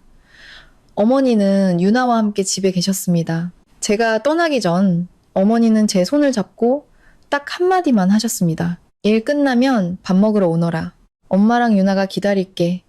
그 한마디만으로도 제게는 돌아갈 곳이 있다는 느낌을 받기에 충분했습니다. 제가 도착했을 때 정훈 씨는 이미 관공서문 앞에 서 있었습니다. 그는 눈에 띄게 야위었고 얼굴은 검게 그을렸으며 눈은 푹 꺼져 있었습니다. 그가 입은 셔츠는 더 이상 빳빳하지 않았고 소매뿌리도 구겨져 있었습니다. 더 이상 언제나 외모를 단정히 하고 자신을 남보다 우월하다고 여기던 그 남자가 아니었습니다. 하지만 그의 그런 모습을 보고도 제 마음속에는 동정심이 잃지 않았습니다. 어떤 결과는 운명이 가혹해서가 아니라 자기 자신이 자초한 것이기 때문입니다. 정훈 씨는 저를 오랫동안 쳐다보다가 입을 열었습니다. 왔구나. 네, 우리는 안으로 들어가 자리에 앉아 서류를 다시 읽고 이름을 적고 도장을 찍었습니다. 모든 것은 생각보다 빨리 진행되었습니다. 다툼도 매달림도 더 이상의 도덕적인 설교도 없었습니다. 아마 모든 것을 겪고 나서 정훈 씨도 우리 사이에는 더 이상 되돌릴 것이 없다는 것을 깨달았을 겁니다. 제가 어느 날 갑자기 사랑이 식어서가 아니라 너무나 여러 번 짓밟힌 끝에 완전히 정신을 차렸기 때문입니다. 담당 직원이 절차가 완료된 서류를 돌려주었을 때 저는 그것을 받아들고 이상하리만치 마음이 가벼워지는 것을 느꼈습니다. 벅차거나 통쾌하지도 않았습니다. 그저 가벼웠습니다. 마치 오랫동안 어깨에 돌덩이를 짊어지고 있다가 내려놓고 나서야 몸이 얼마나 지쳐 있었는지 깨달은 사람처럼 문 밖으로 나왔을 때 정훈 씨가 저를 불렀습니다. 서연아. 저는 돌아보았습니다. 그는 햇볕 아래 서 있었습니다. 목소리는 쉬어 있었습니다. 지금 무슨 말을 해도 늦었다는 거 알아. 그래도 한 가지만 물어보고 싶어. 넌 한 번이라도 진심으로 이 가정을 지키고 싶었던 적 있어? 저는 그를 쳐다보고 천천히 대답했습니다. 저는 10년 내내 지켰어요. 정훈 씨는 멈칫했습니다. 당신 어머니를 참고, 당신 동생을 참고, 심지어 당신의 무심함과 강요, 편애까지 참으면서 지켰어요. 돈으로, 힘으로, 우리 엄마의 젊음까지 바쳐서 지켰어요. 하지만 당신은 저랑 같이 지키지 않았어요. 당신은 그저 그 집 안에 서서 다른 사람이 쌓아 올린 것을 당연하게 누리기만 했어요. 가벼운 바람이 불어왔습니다. 정훈 씨는 고개를 숙였습니다. 두 어깨가 제 말에 짓눌린 듯 축 처졌습니다. 아마 처음으로 그는 제가 그동안 얼마나 많은 것을 견뎌왔는지 진심으로 들었을 겁니다. 하지만 그가 말했듯이 어떤 일은 이미 늦어버리면 사과도 더 이상 의미가 없습니다. 저는 그가 더 말하기를 기다리지 않았습니다. 저는 차에 올라 어머니 댁으로 향했습니다. 그날 정호의 길은 햇살이 아주 노랗게 빛났습니다. 차창 너머로 도시는 복잡하고 시끄러웠지만 제 마음은 전에 없이 평온했습니다. 대문을 열자마자 유나가 달려 나왔습니다. 엄마 왔다. 저는 허리를 숙여 아이를 안았습니다. 어머니께서 집 안에서 나오셨습니다. 손에는 아직 국자를 들고 계셨고 얼굴에는 였지만 따뜻한 미소가 번져 있었습니다. 저는 제 인생에서 가장 중요한 두 여인이 거기 서 있는 것을 보고 갑자기 눈시울이 붉어졌습니다. 결국 가장 지킬 가치가 있었던 것은 껍데기만 남은 결혼이 아니었습니다.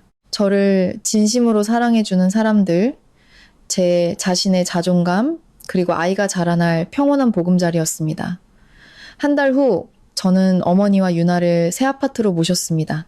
그 집은 마침내 본래의 의미를 되찾았습니다. 어머니께서 차를 마실 수 있는 아침, 햇살, 가득한 발코니, 유나가 그림을 그릴 수 있는 작은 공부 공간, 그리고 세 모녀가 함께 모여 저녁 식사를 준비하는 환한 부엌. 더 이상 잔소리도 따가운 시선도 다른 사람의 탐욕에 맞추기 위해 움츠러들어야 하는 느낌도 없었습니다. 앞으로 어떤 어려움이 닥칠지는 알 수 없었지만 저는 그날부터 더 이상 인내로 살지 않게 되었다는 것을 알았습니다.